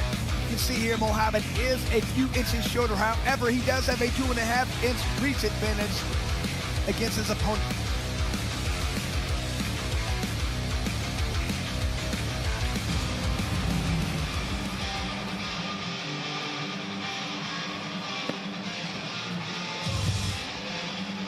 Thuggy Mohammed set for his BKFC debut. He's had 10 pro MMA bouts, including 3 in Bellator. At our fighter meeting, Mohammed said that he's been working on having a more bladed stance for this, his bare knuckle debut, than from what he uses in MMA. Mohammed also told us he wants to stay long, throw constant combinations, utilize slips, utilize excellent head movement. Absolutely, says he. Accuracy is very important to him. You can't waste punches, wait for the right time, get in, make each punch count with accuracy. He feels like he does so by controlling the pace, controlling the distance. Those are 2 things he feels like are key for him. Mohammed said, I really respect the strength of my opponent, Ismail Israilov. I feel though that he has a very squared stance, and with that, I think he's very hittable. Feels like he cannot let his opponent get in and smother him. He knows he wants to get in. He knows he wants to utilize that clinch. He's got to swim out and throw punches.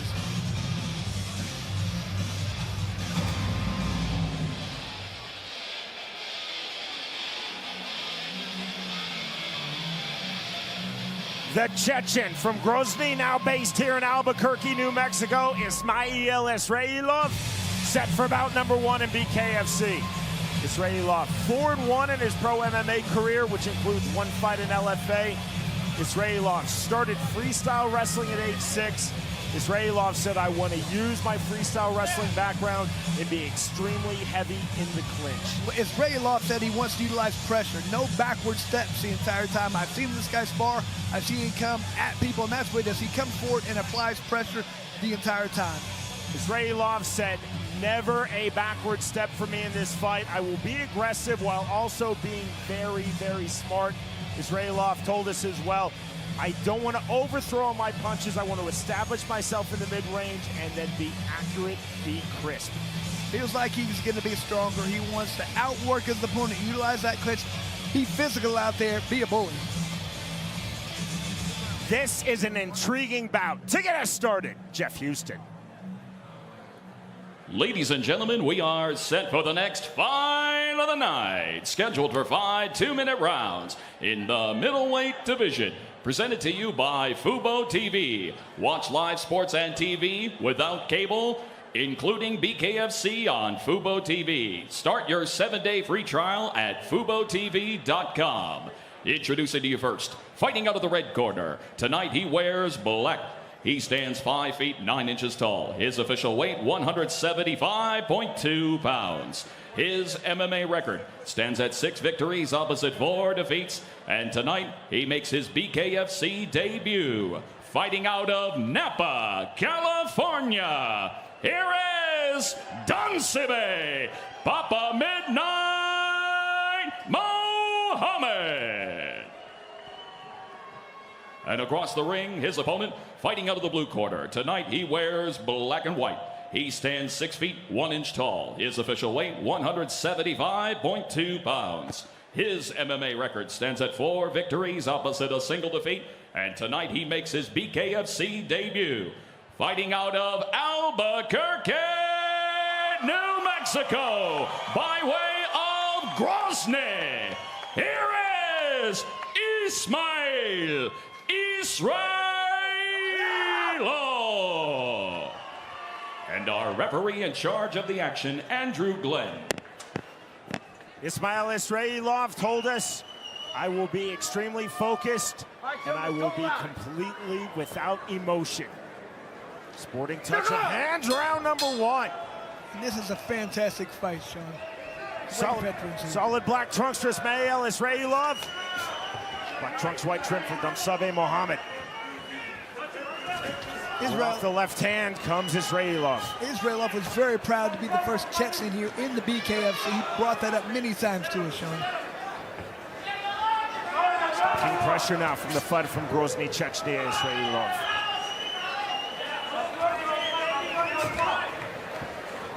California, Damsabe Mohammed. With the right hand, sitting on the back foot, trying to time the entry. There's the entry in the right uppercut from Israilov. Jab from Mohammed. Duck under from Mohammed on the left hook of Israilov. You can see the experience from Mohammed right there. It's very relaxed. High fight IQ right there. 65 seconds remaining, round number 1 of this middleweight fight. Entry jab from Israilov. That punch hurt him, his eye. He can't see very well. Cut left hand and down goes Damsabe Mohammed. Tell Mohammed right there, you can tell it was, I don't know if it was a jab or what punch, but he's hurting. His eye is giving him problems right now. I think he can see. The count of 10 reached by Andy Glenn, and the win with emphasis for the first Chechen in BKFC, Ismail Israilov. And Sean, when I saw Israilov, you could just tell the way he was out there. I mean, I had to separate him from the guy he was sparring with because he wanted to fight that guy. And like, this is his tryouts. What are you doing? But man, you can just tell right here when this guy throws punches, he throws with bad intentions. You can just see, look at right there, you can see Mohammed, he's already not being able to see properly. I know. A lot of people don't understand it. They think, why did he not get up? I mean, not only could he not see, probably in intense pain, he's just trying to figure out, if I can't see this guy, how am I supposed to fight him? So he had to get his vision cleared, and if you can't see, you're dead meat out there, so he had to do what he had to do to make sure he didn't get hurt. Damsabe Mohammed is a really talented fighter again. He entered this his BKFC debut, 10 pro MMA bouts, 3 of which occurred in Bellator. But the speed and the accuracy of Ismail Israilov on it.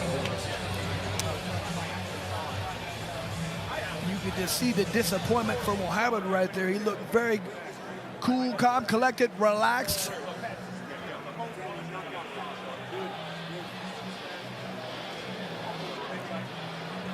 Still to come tonight, it's our main event at 175 pounds. OnlyFans gives you this exclusive look. Back of the house here at Revel in Albuquerque, New Mexico. Donald Sanchez, as he will face Noah Cutter. It's BKFC Prospect Series Albuquerque, but 2 successful BKFC fighters in our main event. We go to Jeff Houston. Ladies and gentlemen, our referee in charge, Andrew Glenn, steps in and calls a stop to this fight at the count of 10.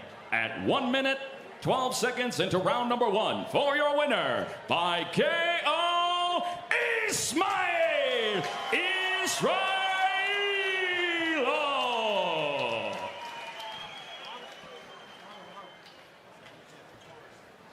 All right, standing by here with your winner, Ismail Israilov. Congratulations, man. That was a dominant victory. You came in here like you were going to make a big splash in the BKFC, and that's what you did. How do you feel about your performance? Ismail, поздравляем тебя. Ты вышел сделать заявление о своих навыках и о своих боях. Что ты, какие ощущения? Любой человек, который стоял со мной пара, знает, какая сила у меня находится в руках. Я могу финишировать человека, одним ударом, но из-за того, что я борец, многие недооценивают мою ударку. И сегодня, я думаю, многих скептиков я заткнул. Yeah, everybody who trains with me knows what I'm capable of. Everybody thinks I'm a wrestler, but I possess tremendous power. I have many fights, and today I showed that I can equally strike just as I can wrestle. So you obviously made history tonight, the first Chechen fighter in BKFC. How does it feel to be the first Chechen fighter and to get a win as the first Chechen fighter? Ты первый чеченец в истории, который выступил в BKFC. Какие ощущения? И именно ты заявил о себе и получил победу. Что ты думаешь по этому поводу? Желаю каждому человеку испытать такие чувства, которые ты испытываешь, когда побеждаешь. А так, своя маленькая история, может быть, и не такие громкие победы, но все же первый человек, первый боец, уже что-то. Yeah, I wish everyone felt what I'm feeling right now. I made a little piece of history for my homeland, and maybe it's not as big as I want all the time, but I believe that I'm capable of so much more, and I can bring a lot of greatness to the sport. Now, there's a lot of happy people back in Grozny. Congratulations to your winner. Hold on one more second. Last words here from Ismail. И огромное спасибо моему тренерскому составу, клубу Jackson Wink, Мураду, коучу Уинку, Мише, моему тренеру по вольной борьбе Мухаммаду и всем ребятам с Дагестана, Чечни, с Кавказа, которые поддерживали, писали полный газ. I want to thank my corner as much, Coach Winkle, John Murat, Kilimetov, his wrestling coach, Mohammed Arsanov, me, and then everybody from Chechnya, Dagestan that were writing them a lot of good wishes. Ladies and gentlemen, make some noise for Ismail Israelov. And Sean, I know we talk a lot about precision, speed, but Sean, it's that overall power right there. That made a difference in that fight. Wasn't even the best shot, but he landed it with that power. This guy possesses it. If he hits you, he's gonna hurt you. We are looking for prospects. That is a prospect. Ismail Israelov. The winner by way of first round KO, Ismail Israelov defeats Donsabe Mohammed.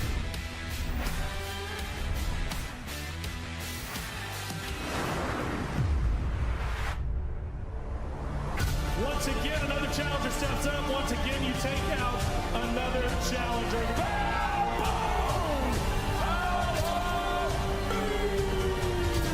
Looking at Luis Palomino, they say he's like the best boxer. Hey, find nobody like me. Diego Sanchez. Clever, there's a big left hand and that rocks Isaac Valley flag. Nice, crisp, clean box, and we haven't seen a guy at his level still. And I see my man Luis over here ready to say so. Come on, Luis. I am the champion. I want you to come and challenge me. And you already know me. I fight everybody. I don't care who it is. I want the smoke. You already know how I get down, baby.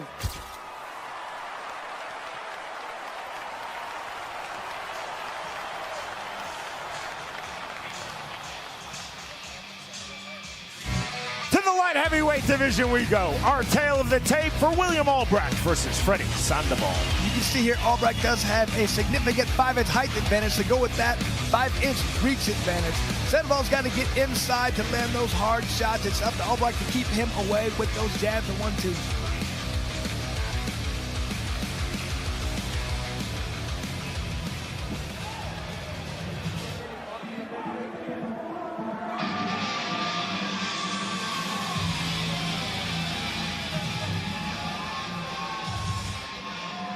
Freddie Sandoval set for fight number 1 in BKFC. He has had 26 pro MMA bouts, which includes 1 in Bellator. He's also had 1 pro boxing match.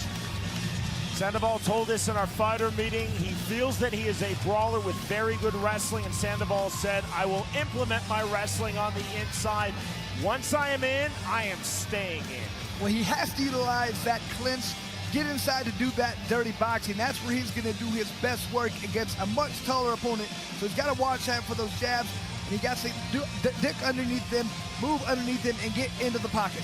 Sandoval said of his opponent in this light heavyweight bout, William Albrecht, I really respect his punching power. I think he's going to try to knock me out quickly, and that's not going to happen, and then I think he will fade quickly. Sandoval said, ultimately, I believe I can break Albrecht through my relentless forward pressure. And going against a taller opponent, he wants to get inside, work that body. He wants to throw a lot of overhands and short hooks on the inside.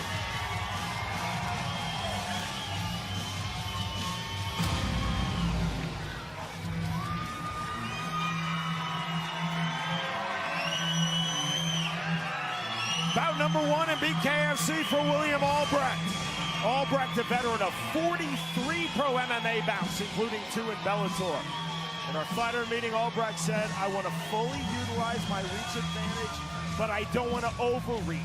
I want to be on point from range, and I want to continually be first. Well, Albrecht feels like he was built for this. Not only that long reach you talked about, Sean, it feels like he has big hands, big, strong bones. He feels like that's what it takes to be a heavy-handed puncher. That's why he has power in both hands. Albrecht 6'2", to his opponent Freddie Sandoval's 5'9". Albrecht said, I definitely respect Sandoval's physical strength, his big punching power. Albrecht said, I have to block big shots. I have to dictate the range. Feels like he knows his opponent has to get in, so he wants to be heavy on that back foot and wait to counter. As soon as the opponent tries to come, he wants to counter with hard shots, make him pay for trying to get close. Again, Jeff Houston. Ladies and gentlemen, we are set for the next fight of the night, scheduled for 5 2-minute rounds in the light heavyweight division. Presented to you by Grunt Style Apparel. Introducing to you first, fighting out of the red corner. Tonight he wears black and gold. He stands 5 feet 9 inches tall. His official weight, 185.6 pounds. He holds a combined combat sports record of 27 fights, and tonight he makes his BKFC debut. Fighting out of Albuquerque, New Mexico, here is Freddie Big Sexy Sandoval. And across the ring, his opponent, fighting out of the blue corner. Tonight he wears black. He stands 6 feet 2 inches tall. His official weight, 183.2 pounds. He is a true MMA veteran of 43 fights, and tonight makes his BKFC debut. Fighting out of the 505, Albuquerque, New Mexico, here is William Wild Bill Albrecht. And our referee in charge of the action, Nick Behrens. Both fighters prematurely up to scratch. They're ready backed to go, off from, now backed off from scratch by Nick Behrens. They look ready to go. William Albrecht's not backing off from scratch. He's staying put. Freddie Sandoval up at the scratch line. Round number 1. Black trunks for William Albrecht. Black and gold trunks for Freddie Sandoval. Overhand right from Sandoval resetting. Albrecht at range from the left hand. Overhand right. Couldn't fully land it. Albrecht driving pressure to the inside. And again, Albrecht told us, once I'm in, I want to stay in. Right hand from Albrecht out to the body with the right hand. Sandoval going heavy, chest to chest. Albrecht with his back against the ropes. There's the separation from Nick Behrens. Albrecht trying to hold the range. Sandoval trying to get to the inside. Now Albrecht coming forward. Because you can just feel Sandoval trying to time his explosive entries. Tried to do so on the overhand. Right overhand right again from Sandoval. Counter right hand from Albrecht. Rear right uppercut. Big shots out from William Albrecht. And down goes Freddie Sandoval. Sandoval looks hurt. He's already cut badly over that left eye. Mandatory 8 count from referee Nick Behrens. Behrens talking to Sandoval. We will continue. And Sandoval better try to do something right now, because that's a nasty cut over that left eye. He better go for a big knockout with a big right hand. So the long, stiff jab, rear right uppercut again from Albrecht. Knockdown number 2. And you can see he's saying he can't. I think he's saying he can't see right now. He's looking at his corner. He wants out of the fight, Sean. See the huge cut just under the left brow on the face of Freddie Sandoval. 20 seconds remaining, round number 1. Albrecht, long, straight punches on the jab right hand. There's that rear right uppercut again from Albrecht. Sandoval better come with some big punches right now. That's his only chance at this point, I believe. Albrecht again on the jab, knockdown number 3. And he hit him while he was down there. You can see Sandoval complaining, exploding off the canvas, saying Albrecht hit him when he was down. Whoa. The count of 10, this fight is over, and the win for William Albrecht. So that was bizarre. Sandoval was up, yelling at the ref, and then he went and took a knee again. That was the count out. That was, I don't think I've ever seen that before. Sandoval was taking the count from referee Nick Behrens. He felt that Albrecht illegally hit him while he was in started his count, reached 10, and that's the fight. That was bizarre, Sean. I've never seen it happen like that. Freddie Sandoval is incensed. Well, I mean, Sean, he clearly was hit when he was down, so he has a legitimate complaint about that. I'm not sure if he's going about it the right way, but I can see him being upset. He was on the ground, and he did get hit. The man extraordinaire, Pat McPherson, working on that nasty cut under the left brow. Face of Freddie Sandoval. William Albrecht, 43 pro MMA fights at age 46, victorious in his BKFC debut. As we talked about at the beginning of our show, you don't have to be a 19-year-old to be a prospect. You can be a 43-fight, 46-year-old pro MMA veteran and still be a legitimate prospect in bare knuckle fighting championship. And he looked fantastic out there, Sean. Here's a replay we're going to watch. Sandoval coming in, but it was good uppercut right there. Really tough to see, but there's another uppercut, but there. While he's on the ground, yeah, that was his complaint right there. He's on the ground. See, it's from a different angle.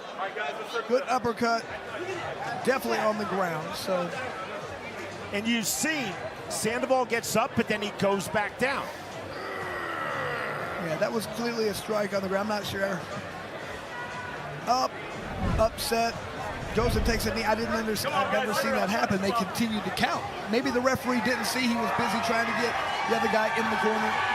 Freddie Sandoval still talking to William Albrecht. There will be no post-fight hug here. Here is Jeff Houston. Ladies and gentlemen, our referee in charge of the action, Nick Behrens, reaches the count of 10 at 1 minute 59 seconds into round number 1. For your winner by KO, William Wild Bill Albrecht. And Sean, I can see Sandoval upset about that. However, that wasn't going to make a difference. Albrecht was dominating that fight, looked fantastic out there, looked heavy-handed, looked calm, cool, collected. You could tell he'd had a lot of fights, and he has a high fight IQ. He was ready for that fight. Freddie Sandoval storms out of the BKFC ring. He is incensed. He felt that he was fouled, hit illegally as a grounded fighter on the third knockdown. But William Albrecht will tell you he knocked down Freddie Sandoval clean 3 times. Some controversy, but a clear winner. Victorious by way of first-round TKO, William Albrecht defeats Freddie Sandoval.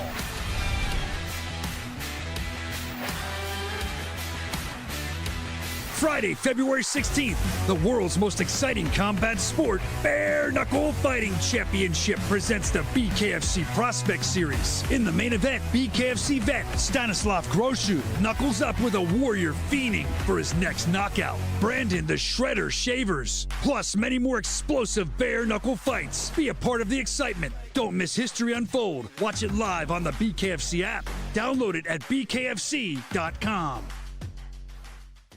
We are all the way live from Satellite 5. I'm Brian Socha, and as always, so much to get into this week on the Bare Knuckle Show. We're glad you're hanging out. Bare Knuckle just takes one shot. If he can land a good shot, he can do some damage. 6 new major signings, a new location overseas that we're going to be doing. Gives me so much more energy and reason to go ahead and do what I do. Oh, shit! Oh, shit! It's inappropriate.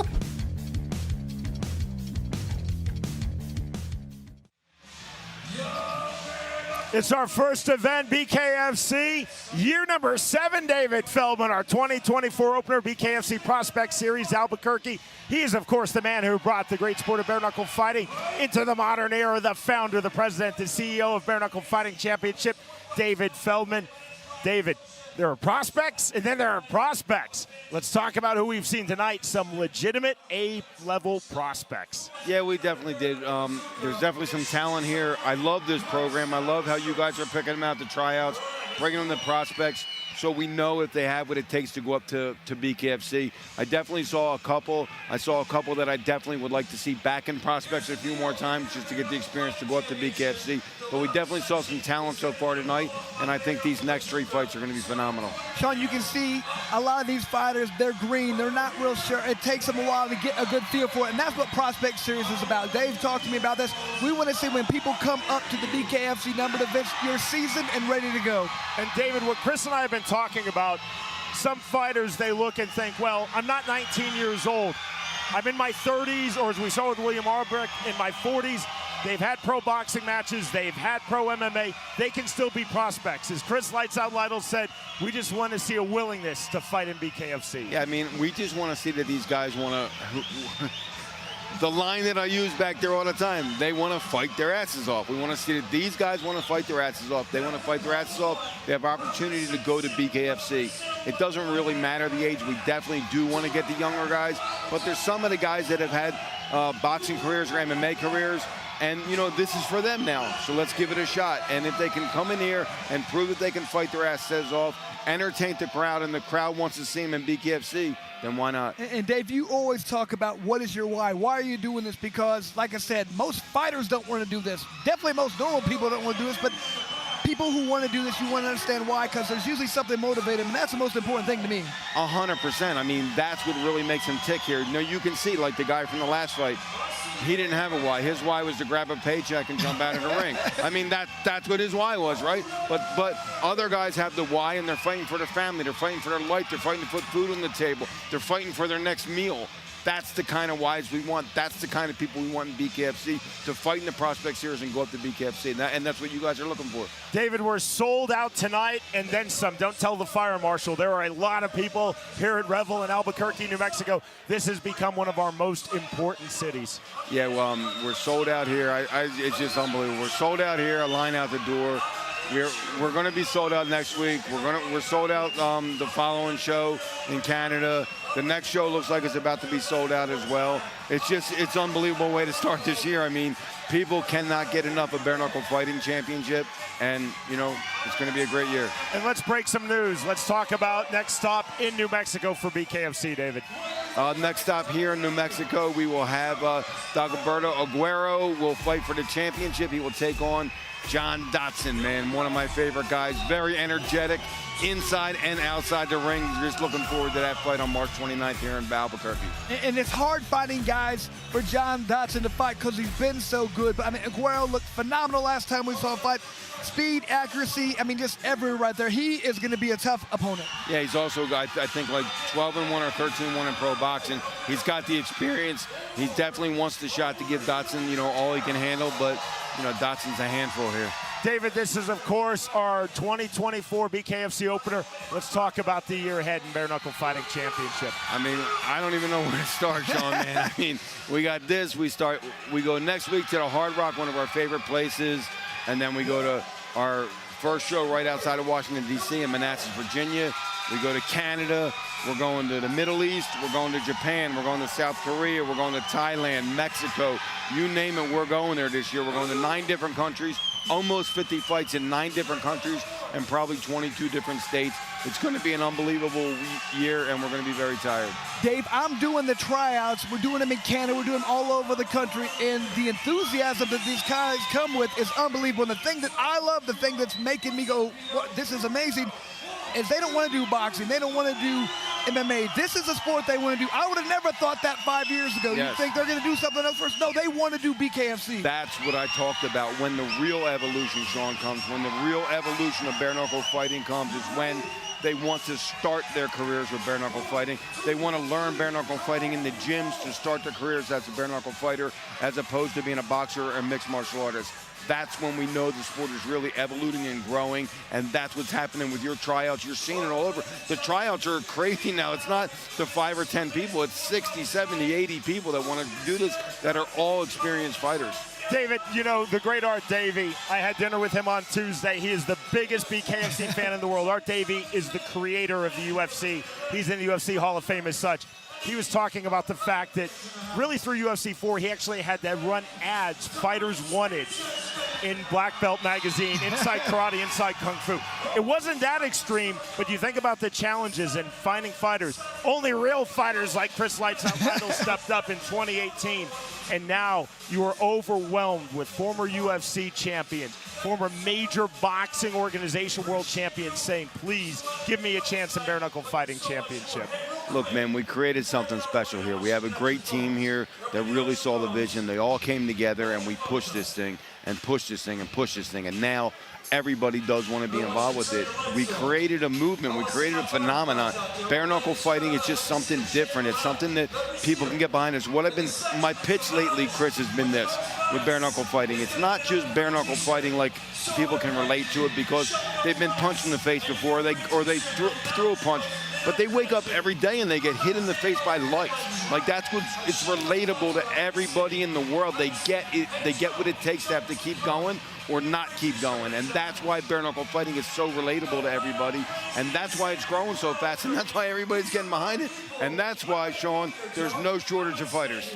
Dave, when I just got back from California, we had tryouts there. So many people showed up, and I recognized something that made me want to do this sport was the fact that this is raw, this is real. I got the feeling of back in the early days of the UFC. That's not there anymore. It's here right now. Those fighters were telling me that this is the realest sport out there, and I love that they understand that, and that's why they're coming to the tryouts. They want to be part of something like this that's organically growing. They love it, not as much as I do, but they do love it. No, I agree 100%. It's just real. It gives somebody something to attach to. It's just something different. It's something that, you know, you don't have to tear up your whole body to train for this thing. And you go in there and you just fight your ass off and you give the crowd everything they want. This crowd is crazy tonight. It's unbelievable. It's like this everywhere we go. And Sean, like you said, we're going all over the world now. We see Brian Socha, our colleague, in the ring. We broke some news here. Our next card in Albuquerque. You break a lot of news on the Bare Knuckle Show with Brian Socha. It's on the BKFC app every Tuesday. David, you're a regular guest. Well, you should be. You own the company after all. And that's where news often gets I'll tell you, broken. man, Brian does a hell of a job with the Bare Knuckle Show. He's breaking news. He's giving people information. He's putting guests on. He's getting a lot of viewers now. You know, it's really great. He's one of the most energetic guys I've ever met. He's just a good guy. His show's unbelievable. And it's every Tuesday. It's every Tuesday, 12 p.m. Eastern time. David, I just have a feeling we might be breaking some more news in our interview segment next week at the Seminole Hard Rock Hotel and Casino. Yes, I think so, Sean. Look, I hate to keep doing this. It's like I dangle a carrot and say, we got big news, but we can't give it. Next week, we're going to give it. We're going to give two definite big news segments next week coming up on February 2nd. Make sure you tune in. We were just watching those top 4 fights. It's going to be an unbelievable card. It's almost sold out. It'll be sold out. We got celebrities coming. We got people from all over the world coming. Tune in next week, February 2nd, to Luis Palomino versus Austin Trout. This is the man who made it all happen. He is the founder, the president, the CEO of Bare Knuckle Fighting Championship, David Feldman. It's our first event of 2024, our biggest year yet. We are rolling from Albuquerque, New Mexico. We move now to our feature fight of the evening in the featherweight division. Eric Dodson versus Dakota Highpine. You see the numbers. A couple of things here. There is a 4-inch reach advantage, or height advantage, 2-inch reach advantage. The thing to me, Eric Dodson, a few pounds overweight. Let's see if that makes a difference, if he wasn't able to train as hard or if he was just the bigger, stronger guy.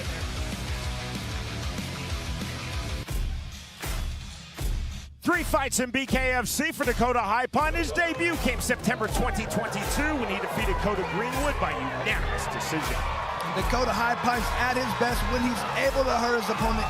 He smells blood, he jumps all over you. Right there, he landed hard shots. And look, when he hurts his opponent, he knows what he has to do. He goes after, picks his shots carefully, waits for the right time, doesn't waste any punches, lands good, hard, clean shots. So that's going to be his game plan. Right now, go in there, land a shot, get his opponent out of position, and land those knockout punches.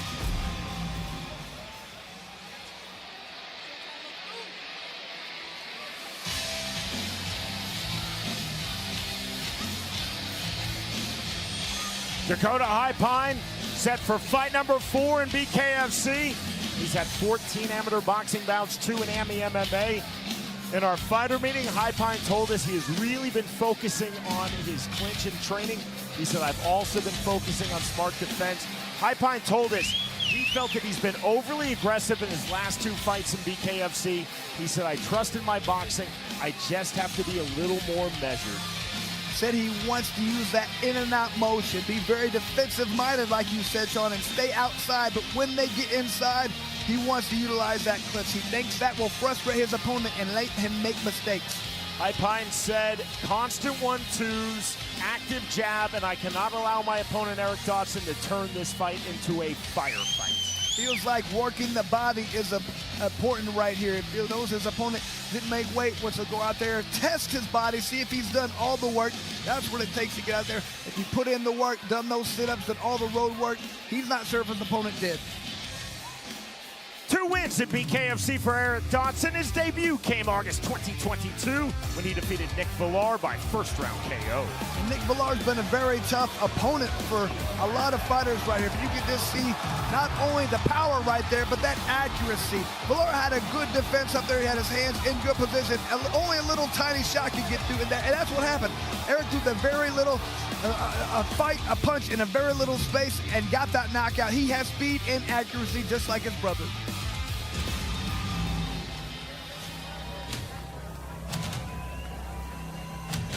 This is bout number 4 in Bare Knuckle Fighting Championship for Eric Dodson. He's had 7 AMI MMA bouts. In our fighter meeting, Dodson told us his main focus in training was on his movement. Dodson told us he felt that he had been throwing punches and then standing still. Dodson said that's no longer going to happen. I'm going to throw and then move. I'm also, Dodson said, going to keep mixing high volume with power shots. Wants to get into the mid-range, but in that he doesn't really want to clinch. He wants to get in there and throw power shots. He feels like if he can get inside his opponent's range, land his shots, that's the key to victory for him. In Eric Dodson's corner will be his older brother, John Dodson. He, of course, John Dodson, the reigning BKFC 125-pound world champion. Into the ring for our feature fight at 145 pounds comes Eric Dodson. Dodson said, I'm going to make Dakota Highpine move backwards. He's a counter fighter. I'm going to counter his counters. He's going to make his opponent question every punch he throws. Use that head movement. Every time his opponent throws a punch, he's going to counter, and that's going to make him not want to throw any punches. Back we go to Jeff Houston. Ladies and gentlemen, we are now set for our feature fight.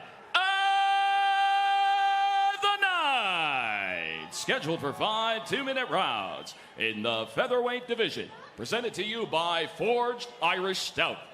Introducing to you first, fighting out of the red corner. Tonight he wears black, red, and blue. He stands 5 feet 10 inches tall. His official weight, 142.8 pounds. Tonight, he steps into the squared circle ready for bare knuckle fight number 4. Fighting out of Great Falls, Montana. Here is Dakota, Montana Highpine. And across the ring, his opponent, fighting out of the blue corner. Tonight he wears black and yellow. He stands 5 feet 6 inches tall. His official weight, 147.2 pounds. His BKFC record stands at 2 victories opposite a single defeat. Fighting out of Albuquerque, New Mexico, here is Eric Thuggy Bear Dodson. And our referee in charge of the action, Andrew Glenn.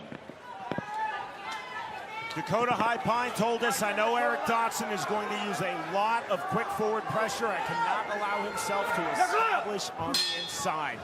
Round number 1. Yellow trunks for Eric Dodson. Blue trunks for Dakota Highpine. Shuffling on the outside with a smile on his face is Dakota Highpine. Highpine just said to Dodson, come on.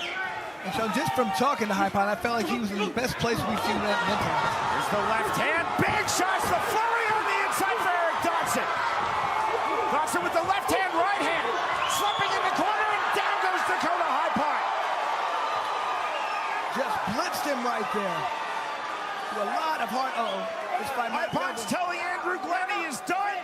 The count of 10, he is done. Game, set, match, Eric Dodson. And just when I said he was in the best place, that happened. He got hit in the eye. We've seen that happen a couple times. When you can't see, this sport is terrifying, Sean. You cannot fight a bare knuckle fight if you can't see what's going on. Look at that breakdance move. Wow. You do that stuff all the time, don't you, Sean?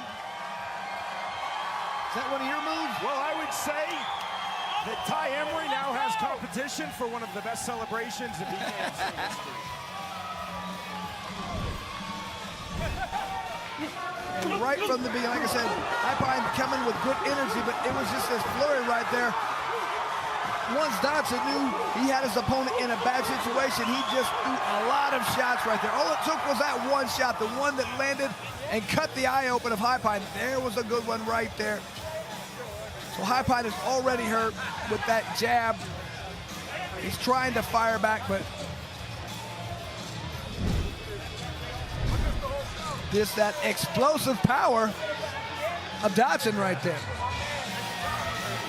What did Eric Dodson tell us, Chris, in our fighter meeting? I'm going to keep mixing high volume with power punches. Check and check. I love it when they tell us the truth right there. Sometimes they say they're going to throw jabs and they don't throw any. This time the guy came out there and told us exactly what he was going to do. High power, high volume, did both of those right there. He waited for the right time and then exploded. You can't do that the whole fight. You'll gas out. He waited till he landed a good shot, backed his opponent up against the ropes, and exploded on him. Great sportsmanship, compassion, in fact, from Eric Dodson. Real disappointment from Dakota Highpine. He is a talented fighter, but that was a ferocious onslaught to the finish for Eric Dodson. Here's Jeff Houston. Ladies and gentlemen, our referee in charge, Andrew Glenn, reaches the count of 10. At 40 seconds into round number 1, for your winner by KO, Eric Thuggy Bear Dodson. All right.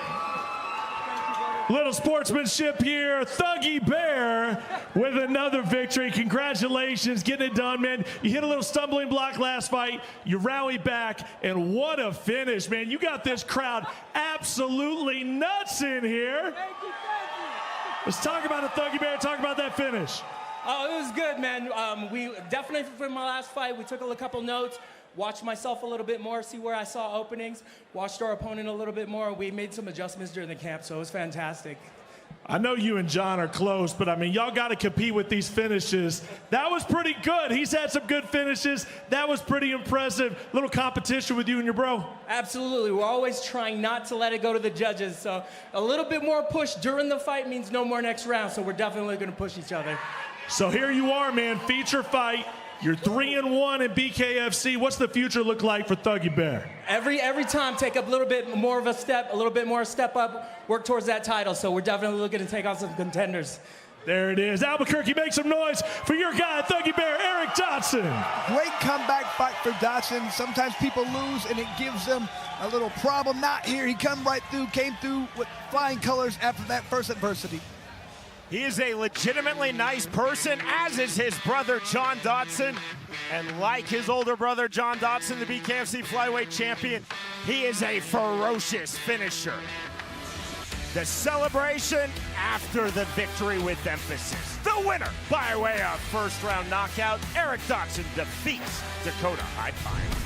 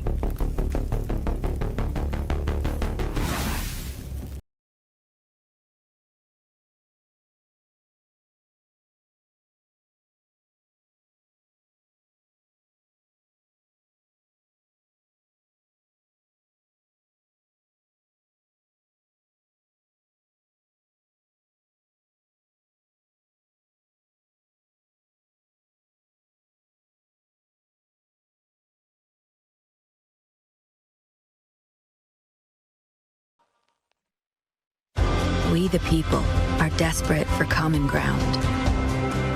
On this, we agree. Those who protect our freedom and families deserve our unwavering support. We give it through folds of honor. We the people have found what unites us. We will meet sacrifice with hope. Join us.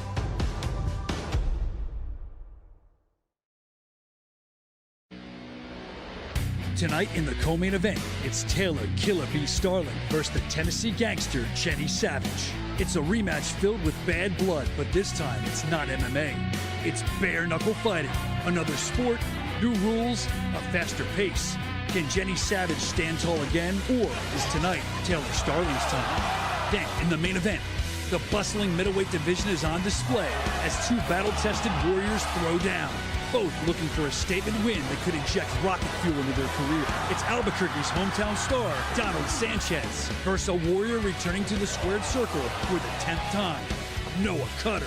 These are your main events, live from Revel in the Duke City, Albuquerque, New Mexico. This is the BKFC Prospect Series. It all starts here.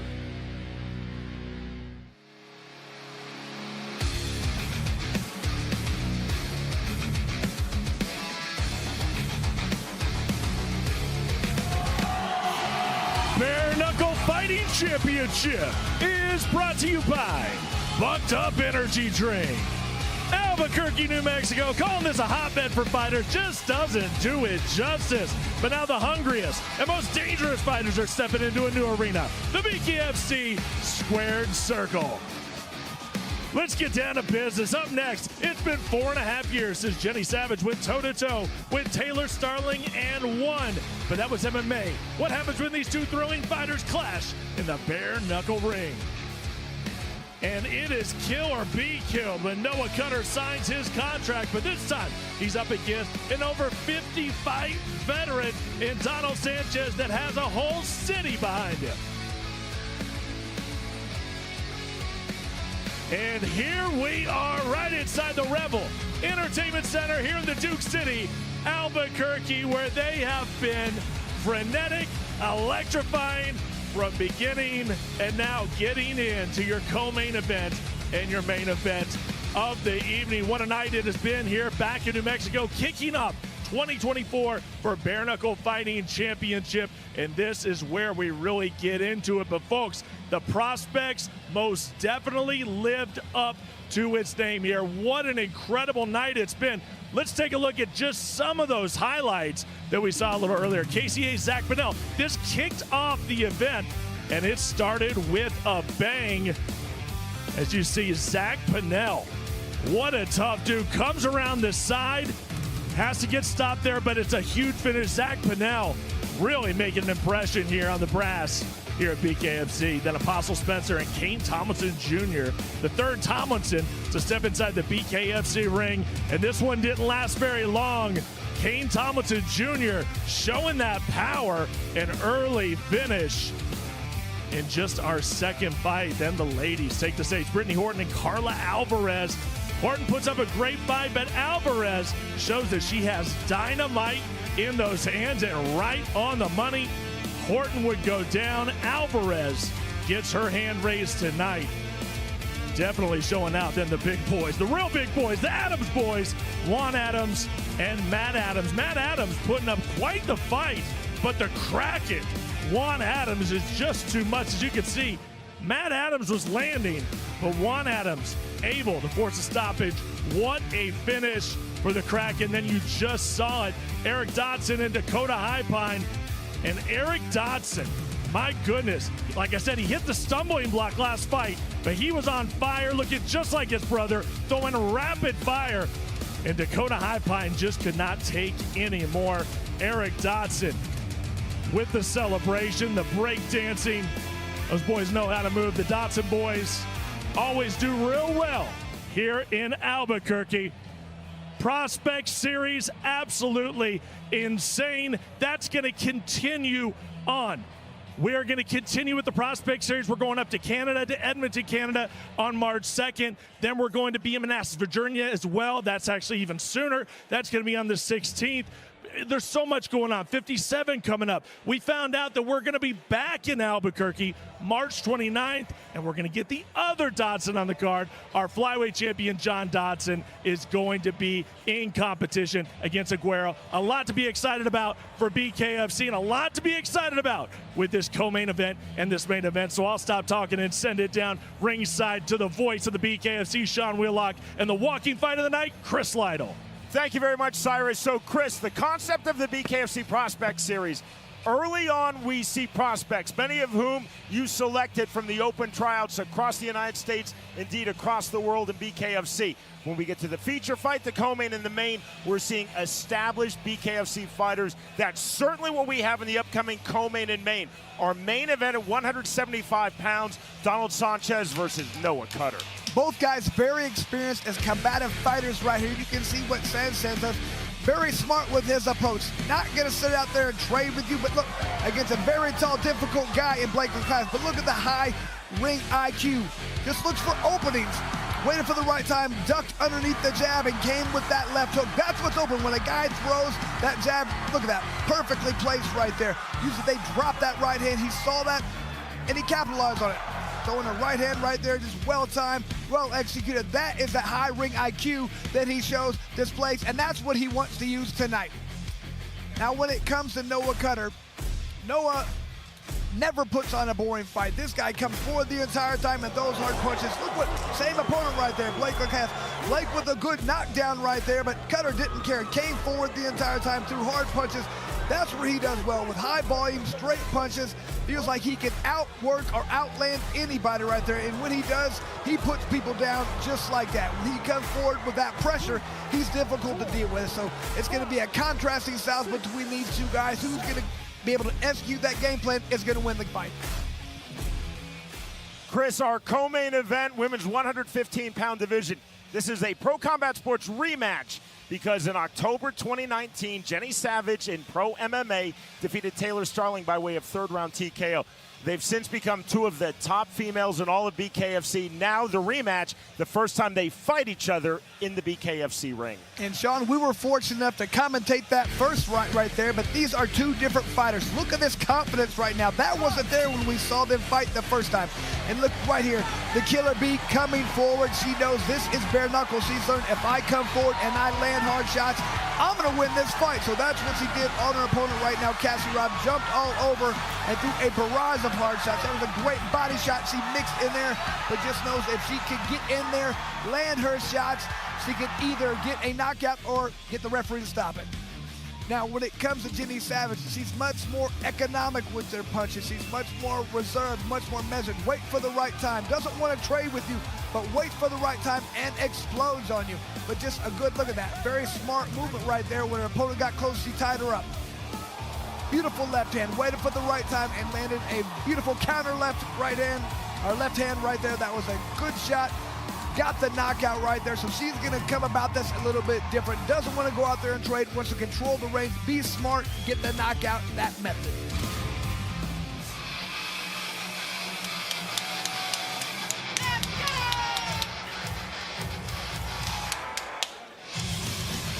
This is bout number 6 in BKFC for Jenny Savage. She's a veteran of 7 pro MMA fights, and as Chris and I were just discussing, one of those pro MMA fights occurring October 2019, when Jenny Savage defeated Taylor Starling by way of third-round TKO. Jenny Savage said, I know Taylor Starling has gotten better in our fighter meeting. She expressed this. Jenny Savage said, so have I. Savage said, I know from our first fight that Taylor Starling has an excellent overhand. I cannot allow her to seize momentum. I cannot allow her to suck me into a brawl. But if I find myself brawling, Savage said, I'm going to use what I believe is my superior hand speed, my superior punching accuracy. Well, what Savage wants to do, she wants to get her opponent emotional. She wants Taylor Starling coming out throwing bombs because she feels like if she gets out there, she will brawl with her, but she feels like she has a faster hands. If she gets inside with those shoulder arms, that's going to be to her advantage. Jenny Savage said, I feel like I almost have a sibling rivalry with Taylor Starling. I respect her as a person. I respect her as a mother. But she said this is all business in this fight. I am determined to make it 2-0 against Taylor Starling. 1 win in Pro MMA and now a win here in BKFC. Knows her opponent is taller than her. That's why when she gets in the pocket, she is going to work that body. Sometimes she wants to stay on that bike, though, because she does not want to get hit with those hard combinations of Taylor Starling.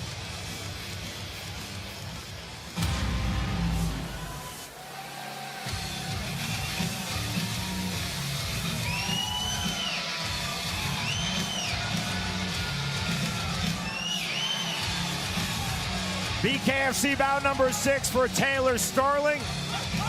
And she enters to the BKFC theme music. Starling has had 2 pro MMA bouts, including the one October 2019, aforementioned versus Jenny Savage, and Starling has had 3 pro boxing bouts. Starling said, I am extremely motivated to avenge that defeat against Jenny Savage. It has bothered me since that night in October 2019. I feel now this is my time. Starling very open, as she always is in our fighter meeting. She said, when I first fought Jenny Savage, I was just someone who wanted to fight professionally. Now I am a full professional fighter. Big difference right there. And knowing that, she knows what she needs to do. She needs to stay long in this fight. She has the advantage. She needs to make her opponent pay for trying to get close to her, throw those combinations, land hard shots, get the victory. Again, Jeff Houston. Ladies and gentlemen, we are now set for the co-main event. Scheduled for 5 2-minute rounds in the women's strawweight division. Presented to you by OnlyFans. Introducing to you first, fighting out of the red corner. Tonight she wears black and gold. She stands 5 feet 2 inches tall. Her official weight, 115.4 pounds. Her BKFC record stands at 3 victories opposite 2 defeats. Fighting out of Clarksville, Tennessee, here is Jenny, the Tennessee Gangster Savage. And across the ring, her opponent, fighting out of the blue corner. Tonight she wears yellow and gold. She stands 5 feet 7 inches tall. Her official weight, an even 116 pounds. She holds an identical BKFC record of 3 victories opposite 2 defeats. Fighting out of Rock Hill, South Carolina, here is Taylor "Killer Bee" Starling. And our referee in charge of the action, Nick Behrens. In the 2 respective fighter meetings, which are held completely independent of each other, completely private, both Taylor Starling and Jenny Savage said, I cannot become emotional in this fight. Round number 1. And Sean, that's easier said than done, especially when you have a history with your opponent. Yellow and gold for Taylor Starling, black and gold for Jenny Savage. Starling 5'7", the Savage is 5'2". She has to stay at range, establish her reach advantage early, and right now this is Taylor Starling's preferred range. Savage showing patience on the outside, popping the jab from the southpaw stance. I like what I saw Taylor Starling did right there. She threw the jab and came with a long right hand that only she can land. She's not getting into the opponent's range right now. There's animosity and there's respect between these two. There's the right hand, left hand from Savage trying to jump in. 70 seconds remaining, round number 1 of our co-main in the women's 115-pound division. And you just get the feel right now, Sean, these girls are going to wait till they're in the right range and explode, looking to land hard shots. Savage pumping the jab from distance. Savage talked to us about tripling her jab to work to the inside. Savage right now looks like she's willing to wait and counter when Taylor Starling comes in. And this is with the left hand. Savage showing patience, as is Starling. There's the right hand getting through from Savage and the counter right hand from Starling. And the speed right now, very fast for these girls. Under right hand just misses from Savage. Pull back from Starling. 5 seconds remaining, round number 1. I love what Taylor Starling did right there. Savage tried to move to her right. Taylor Starling just mirrored her hip. She's staying exactly where she wants to be, with her back in the middle. Losing pressure from Starling. Resets at distance. Savage on her back foot. Stepping from Savage, not there. Good pull again from Starling. Starling off the jab. Very even round number 1. There is the bell. Very even round indeed, Sean. We're going to see how these judges is going. One would think that Taylor Starling had it back in the middle the entire time, kind of pushing where and when the fight happened. A lot of times that is a deciding factor, but we shall see. Keith Richardson, the new and reigning BKFC 135-pound world champion in the corner of Taylor Starling.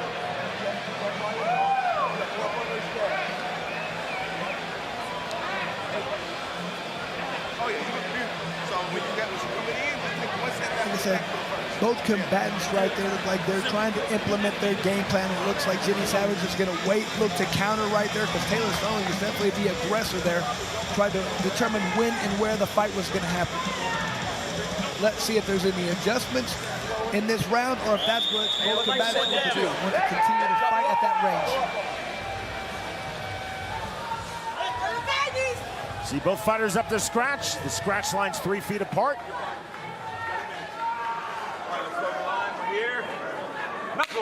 Barron starts round number 2.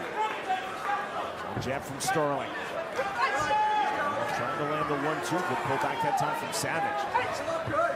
Savage staying out of range, Chris, but this is the Starling preferred range. Exactly, it's right at her range. She has a lot. I like that right hand she's throwing that jab, trying to get in where she can land a right hand, but her opponent cannot land a counter.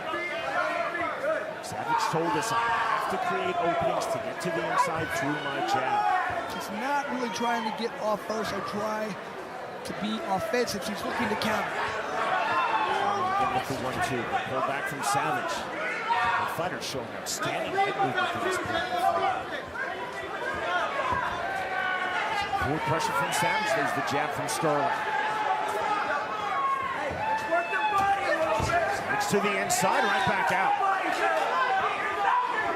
Forward pressure to the body goes Starling. Savage just missed with the left hand. 1 minute remaining, round number 2. Long jab again from Taylor Starling.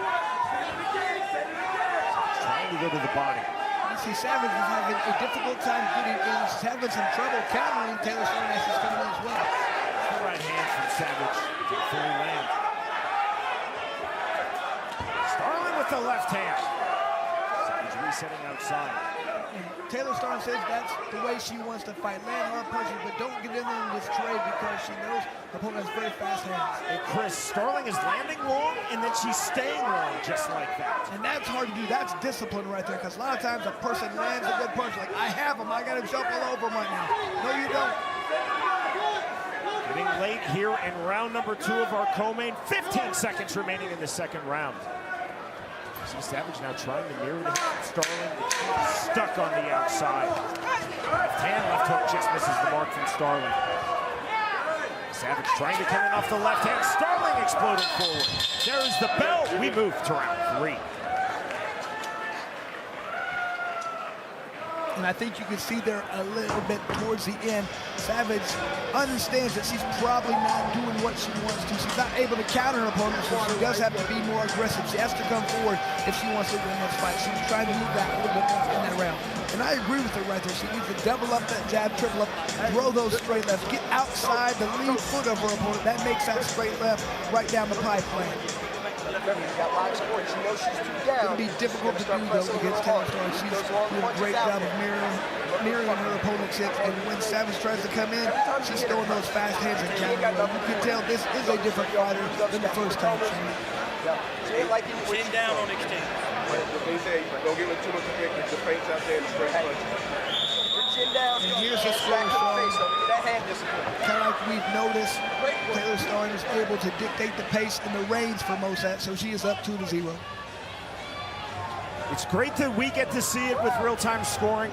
It's even better that the fighters in their corners get to see it. So Savage knows she's down 28-2, 2 rounds to none. No speculation. She has to get in. And that's the beauty of it. You can think that usually you know what's going on, but you don't necessarily know for sure. Now they do. Starling again, this is her preferred range, long right hand. Jab not there from Savage. You can see Savage right now trying to change it up a little bit. Starling again the 1-2. Largely, Chris, to this point in the fight, it's Starling being first from range. Very disciplined to stay at range. Savage so dangerous, though, when she can time her explosions in, and she's trying to do so there. Good left hand by Savage. These are truly two of the best female fighters in all of BKFC. You don't even need that qualifier. These are two of the best and certainly the most dynamic and charismatic fighters in all of BKFC. Taylor Starling and Jenny Savage. Some disquiet, though, in this Albuquerque crowd. Disquiet just ended with this flurry. And down goes Jenny Savage, ruled to slip immediately by referee Nick Behrens. Correctly touch of hands.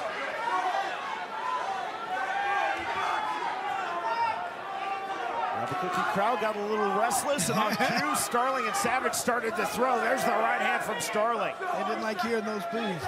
Blood coming out of Savage's right nostril. 30 seconds remaining, round 3. Savage trying to pump that right jab, but from range. Southpaw stance, right hand, left hook from Starling.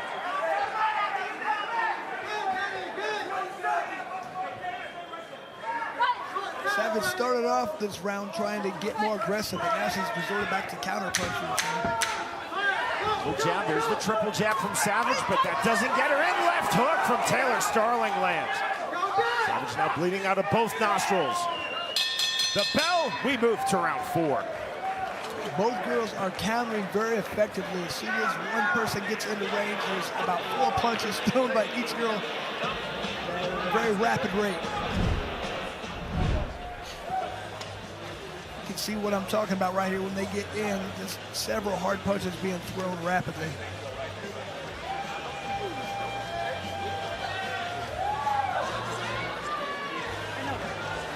Good punch thrown by Savage, followed by good punch Taylor Starling. This is a very even fight many times. I think the deciding factor a lot of times is who's losing the base, where and when the fight is happening. Hands back to your face. Keep that hand just. Yep. When you're getting in those firefights, that's when you're starting to lift that chin up. So it's always good to have the champ in your corner. 2 cheers in the bucket, baby. Let's go! Also the spot of Bellator veteran, one of my favorite people when I was in Bellator, Ricky Rainey. He's been with Taylor Starling her entire pro combat sports career.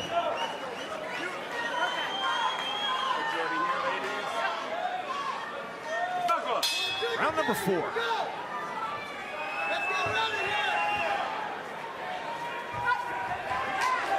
See if Jenny Savage tries to noticeably turn up the pressure, work to the inside. Because so often you and I talk about range fights through 3 rounds. This is the quintessential range fight, and it's Taylor Starling's range at 5'7" to Jenny Savage's 5'2". See the total strikes landed right here. And thrown, higher percentage attempts and strikes landed for Starling. Savage with the hook. There's the right hand. That landed flush from Starling on Savage's forehead. Savage took that exceedingly well, trying to come forward. Savage definitely trying to turn up the pressure. 1:15 remaining, round 4. This is fight number 9 of 10. This is our first round number 4 of the evening. Very tactical to this point. Starling continuing to hold range. This is, we've talked about earlier in this fight. If Starling is landing at range, she's staying at range. She's not following through into the Jenny Savage range. Savage wants to be in the pocket in the clinch. We talked about earlier the discipline of Starling to do so. Very smart tactic right there. A lot of times, like I said, a fighter lands a couple hard punches, I go, I got to jump on him, I have him right now. And that's when you open yourself up for counters right there. So this is a smarter, more effective way to fight. Savage trying to parry the lead hand of Taylor Starling. Got to be careful doing that. That's when they can come with that jab and follow that with a left hook. There's the flurry now to the inside. Closing seconds, round number 4. There's the 10-second clack. Savage trying to come forward through the center circle and lands the left hand. Starling circling out. Left hook just off the mark from Jenny Savage. We move to the 5th and final round. One of the better punches landed right there at the very end. Looked like it probably did a little bit of damage to the eye of Taylor Starling. She backed away in a way that made her look like that she couldn't quite see properly. I'm not sure if that's what happened, but that's what it looked like from my angle. Move to the right. That's one shot that landed. Move to the right. So that was a very smart time to try that for Jenny Savage right at the end of the round. There it was. It's a nice, clean left hand. Look at that eye right there of Taylor Starling. Just over the left eye. Forward. Not sure if that was enough to steal the round, Sean. But Are you ready? I said, are you ready for the 5th and final round? you can see here, Sean, Taylor Starling is winning the fight right here. Savage is going to need a knockdown in this round just to get a draw. So that equates to 3-1, 4-0, 3-1. Again, those are the actual scores. We'll take scoring from the 3 New Mexico judges. Round number 5 underway. We know it. The fighters in their corners know it. Savage knows that she has to do something. She's got to get a knockdown if she wants to even tie this fight. To the inside comes Jenny Savage, but she took the big right hand from Starling. You have to like the fact that Savage understands wanting to get in, throw those hard shots. And you can see that was the first round right there that Savage outlanded Taylor Starling. That's why one of the judges gave her that round. Starling with the 1-2. This is where Taylor Starling wants to stay. She's winning this fight. She's more than happy to stay out here, pop that jab, land that 2, get the victory. It's up to Jenny Savage to change it up, get inside, double that jab, step outside that foot, throw the left hand.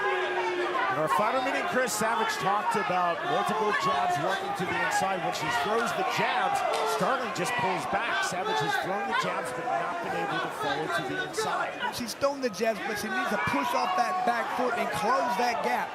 You can go forward way faster than Taylor Starling can back up. She's not doing that at this point. Savage trying to throw the right hand. Talking to Taylor Starling. 40 seconds remaining, 5th and final round of our co-main. Just off the mark from Starling. From Savage. From Starling. There's what I'm talking about, Sean. Starling backed up and then countered right away. That was a beautiful job. Can't listen from Savage, trying to turn it over. Stretch drive now of this fight.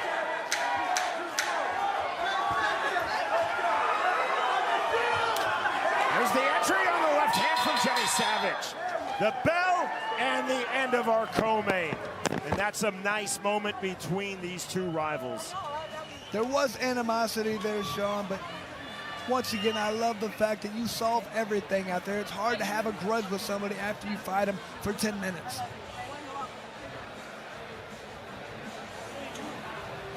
Taylor Starling, Jenny Savage going the distance. All 5 rounds, all 10 minutes. And Sean, finally, these judges actually have to do some work.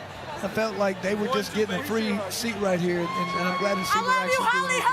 Again, you win that shit. 10 fights on this BKFC Prospect Series Albuquerque. This is fight number 9 and the first fight that has gone the distance. First fight that went past 3 rounds. Chris, that is exactly the fight that Taylor Starling wanted to fight. Our strike stats, final for our co-main, presented by Bucked Up Energy Drink. You can see here a few more punches thrown by Taylor Starling, a few more landed, so a higher rate of accuracy. Same thing with head strikes.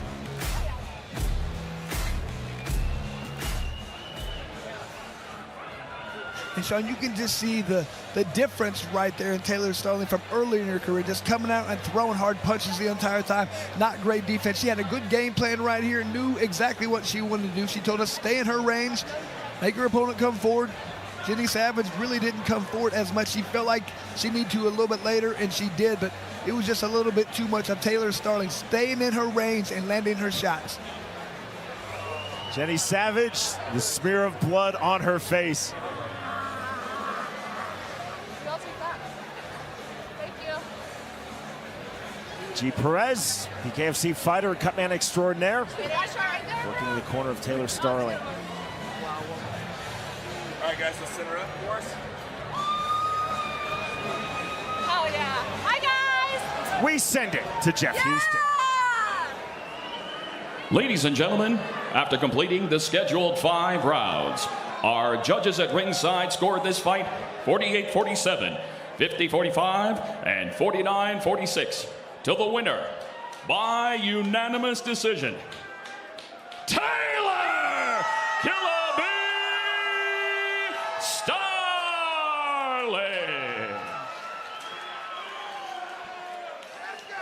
All right. Come over here, Taylor. Congratulations. You know, I know you have one really bad memory, but now you have a very good memory here in Albuquerque. How does it feel not only getting the win here, but getting one back here on Jenny Savage? Hold on. First of all, let me say a la verga, Holmes. Yeah, it feels so good to be home in the 505. This is my home.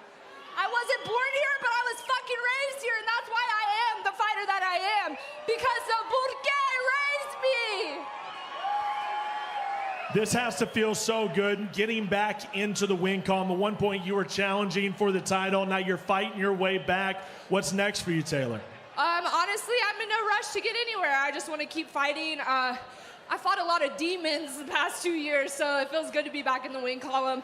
You know, that fight might not have been as exciting as everybody wanted it to be, but fuck it. Like, we're the ones in here getting our face busted, and, you know, if I can win easy, why the fuck not? One last thing. I saw in the back of your trunks there, Carson and Brody. Are they watching right now? You got anything to say to them back home? Man, mommy loves you, and they tell me to never give up every day. It's something that I've taught them, and now they're teaching me that back, and they mean everything to me. They're the reason that I fight, so mommy loves you. Carson, Brody, when you see this, mommy won, and I love you! Ladies and gentlemen, the Killer Bee, Taylor Starling. Taylor Starling there, just showing such a more improved fight IQ. What a smart performance right there. Stayed in her range, was very disciplined. That's what she's going to need if she wants to go to the next level, Sean. Taylor Starling held the range from the early stages of the fight throughout to the end. 3 rounds to 2, 5 rounds to none, 4 rounds to 1 from the New Mexico judges, all in favor of Taylor Starling. In our co-main event of the evening, the winner by way of unanimous decision, Taylor Starling defeats Jenny Savage.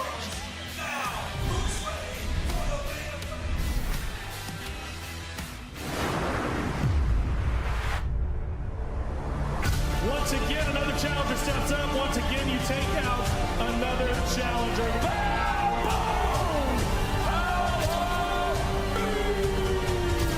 Looking at Luis Palomino, they say he's like the best boxer. Hey, find nobody like me. Here's Diego Sanchez.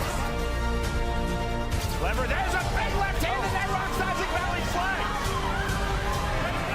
Nice, crisp, clean box, and we haven't seen a guy at his level still. And I see my man Luis over here ready to say so. Come on, Luis. I am the champion. I want you to come and challenge me. But you already know me. I fight everybody. I don't care who it is. I want the smoke. You already know how I get down, baby.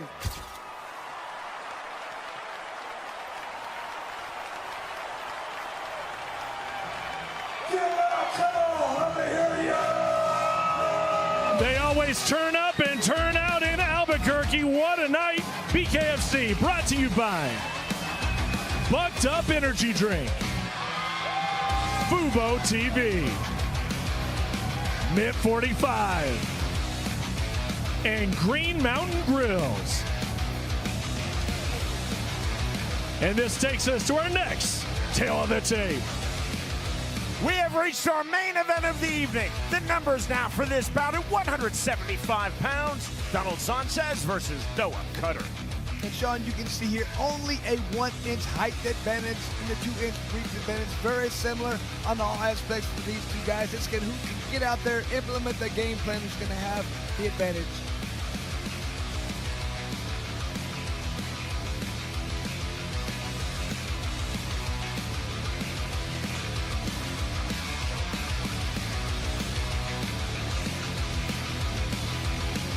BKFC Prospect Series, Albuquerque sold out tonight.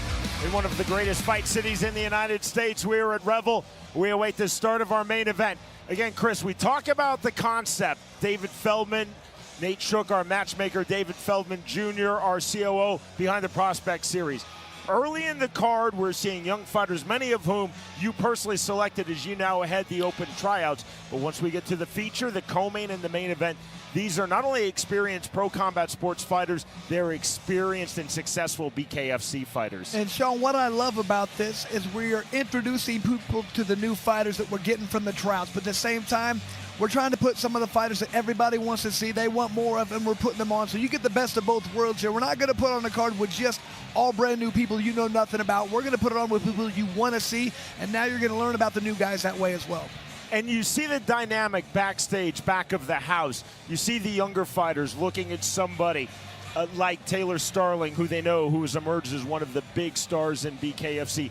They see Noah Cutter, who has 9 fights of pro bare knuckle experience. They can ask questions. There is such a great dynamic. We've seen it since BKFC 1. I know it's a lot like what you experienced in the earliest days of your career in the UFC.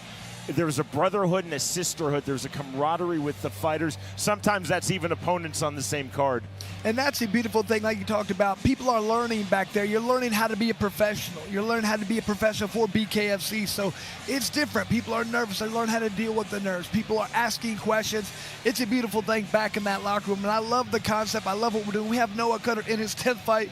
Most of these guys, it's their first one. So they're supposed to learn from a guy like Noah. And this is a perfect opportunity. When else are you going to do it?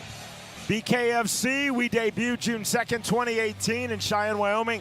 Chris Lights Out Lytle made his BKFC debut August of that year. He took out our friend, Drew Lipton by way of first-round knockout. I knew Drew was watching at home in Oklahoma tonight. The growth of this company, exponential. Now this is year 7 of BKFC. We'll be going back to Bulgaria. We'll be going back to the United Kingdom. David Feldman has talked about Japan. He has talked about South Korea. We've talked about South America. New states have opened up, including California. New tribal commissions, including the Mohegan Sun. BKFC is absolutely exploding, Chris. And Sean, with the ABC rules being passed, we have more states wanting to open than we can even do. We don't want to open a state and not be able to put a fight on there, so we're trying to wait for the right time to bring new states on. That's just the weird reality we would have never thought about a few years ago. We got a lot of states wanting to come, a lot of countries wanting to come, and I just want to continue to grow this sport because I love the fact that people want to be a bare knuckle fighter first and foremost now. Chris, early on, and you were part of that first wave of UFC fighters in BKFC, our friend Joe Riggs, our friend Beck Rawlings, successful, highly successful UFC veterans coming to BKFC. But we didn't see a lot of younger fighters coming in. We certainly didn't see big names from pro boxing. Now as we'll see Austin Trout in our main event challenging the champion Luis Palomino next week. You can see him right here on the BKFC app. Next Friday, February 2nd from the Seminole Hard Rock Hotel in Hollywood, California. Austin No Doubt Trout, the 8th major organization boxing world champion and bare knuckle fighting championship. Our final show of last year, we saw Eddie Alvarez in a great fight, our main event, losing to Mike Perry. Mike Perry coming from the UFC. Eddie Alvarez, the UFC and Bellator 155-pound world champion. So we're seeing this next wave of UFC fighters. We're seeing big names from boxing. And I think most exciting of all, and you're the head of this, running the tryouts, we're seeing these 18, 19, and 20-year-olds coming fresh into BKFC. That's what we love, Sean. I want anybody who wants to fight bare knuckle. I love it when it's newer guys, but if it's a veteran, I love that because that's what I was. When I first saw it, I was like, I have to try this. I can tell true fighters they want to do this as well. That's why we're putting them on. You know what a sold-out crowd in Albuquerque, New Mexico gets you, Chris? A return to Albuquerque, New Mexico in short order. We will be right back in Albuquerque, BKFC 59, March 29th. Our main event, Dodson versus Aguero for the champion John Dodson's BKFC 125-pound world title. You can watch it on multiple places. First and foremost, the BKFC app. Tickets available at bkfc.com. You will see it at the Tingley Coliseum in Albuquerque, New Mexico.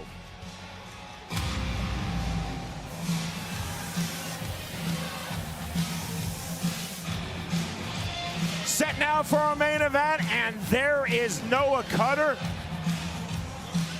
This is bare knuckle bout number 10 for Noah Cutter and his 9th promotionally in BKFC. Cutter has also had 7 pro MMA bouts. At our fighter meeting, Cutter told us he's really been working on his defense. He's been training with one of our great champions, one of the best pound-for-pound fighters in the sport of bare knuckle, Lorenzo Hunt. Cutter told us in working with Lorenzo Hunt that focuses on defense, but also blocking, rolling, outstanding head movement, outstanding footwork. Absolutely feels like he understands how important defense is right now. He is aggressive still, but he's got to learn how to mix those two together. He feels like he worked on that with Lorenzo Hunt, and it's made a big difference. Cutter said, I'm still an aggressive fighter. I want to smartly avoid taking big punches, but I want to land my own. Right crosses, left hooks are my key punches, and combinations on the inside. Stay long, stay at his range. He feels like if he throws hard punches for 5 rounds, he will hurt his opponent at some point.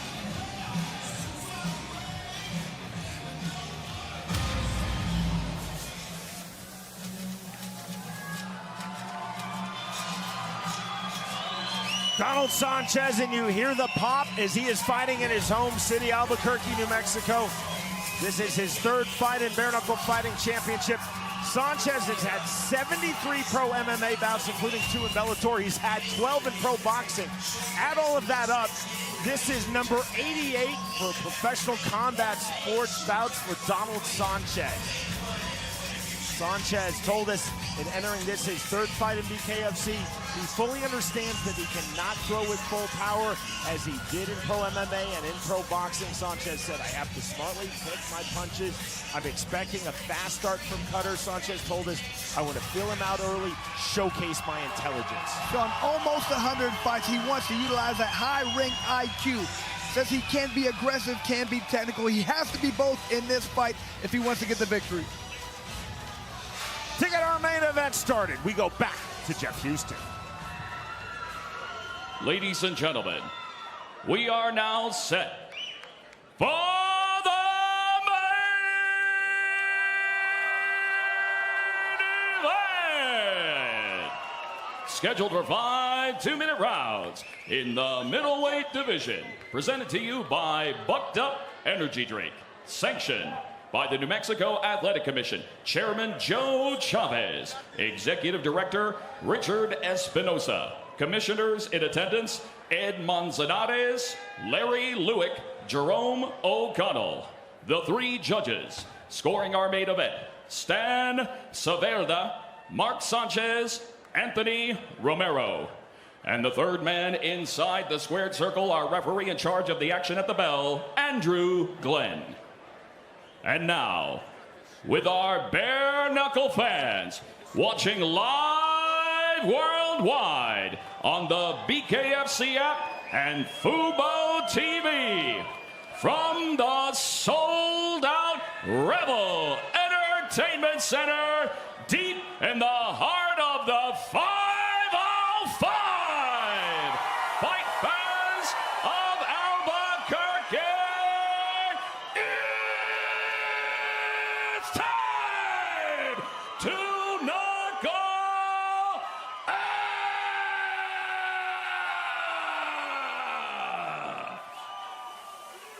Introducing to you first, fighting out of the red corner. Tonight he wears black and red. He stands 6 feet 1 inch tall. His official weight, 175.2 pounds. Tonight, he steps into the squared circle, ready for bare knuckle fight number 10. Fighting out of Fort Walton Beach, Florida. Here is Noah Cutter. And across the ring, his opponent, fighting out of the blue corner. Tonight, he wears black and white. He stands at even 6 feet tall. His official weight, 175.6 pounds. He holds a BKFC record of 1 victory opposite a single defeat. fighting out of Albuquerque, New Mexico, here is Donald Sanchez.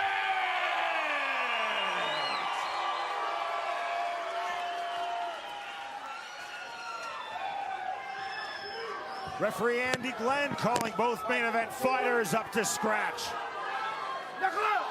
Round number 1. Black and white trunks for Donald Sanchez. Black and red trunks for Noah Cutter. Cutter immediately circling to the outside. Sanchez trying to mirror the hips, looking for the entry from the mid-range. There's a big left hand from Donald Sanchez. You can see, look at Sanchez mirroring those hips, waiting for the right time. Looking to explode in after a punch from his opponent. Sanchez feinting on the level change. Here is the level change. Cutter pulling back the right hand mid-flight. Cutter off the jab, and down goes Noah Cutter, landed face first. That was a bad fall. Noah's got to be careful. Yeah. This fight is over, and the lightning strike win for Donald Sanchez. And it was just the way that Cutter felt, the way he tried to stand up. Sometimes you might want to say, hey, you need to stay on the ground for a little bit more. Get your legs underneath you, but you want to jump up as a fighter. I understand that, but that's what cost him the fight right there, I believe. The ref is not going to let it go. When you're wobbling like that, when you're falling around, they cannot let it go, Sean. Excellent work from the excellent referee, Andy Glenn. It was the reaction of Cutter as he tried to stand back up, and excellent work from the victor, Donald Sanchez. Just beautifully placed left hook right there. It was that right hand that stunned Cutter. There, it was that way he's walking right there. Equilibrium off. Like I said, you might want to stay down for another second. Good two-punch combination. That right hand moved Noah Cutter's head and then finished it off with that left hook. But Noah jumped up right away. Like I said, that's where you want to take a second, gain your wits about it, and then step up. But I understand you want to jump up right away as a fighter, but not the best thing to do sometimes. Cutter's forehead actually bounced off of the canvas. Two thudding strikes from Donald Sanchez. Huge disappointment for Noah Cutter, and a massive victory in his 88th professional combat sports bout and 3rd in BKFC for Donald Sanchez. And you could just see the high ring IQ right there. He waited for the right time, exploded in, landed hard shots. He's just getting better and better at bare knuckle. We go to Jeff Houston. Ladies and gentlemen, our referee in charge, Andy Glenn, steps in and calls a stop to this fight at 35 seconds into round number 1. For your winner by TKO, Donald Sanchez. All right, standing by with your own Albuquerque, Donald Sanchez. Congratulations, man. I know you're soaking all that in. They love you here, bro. 88 professional fights. That is a career. And then you stick him like that, you get that finish. How you feeling right now?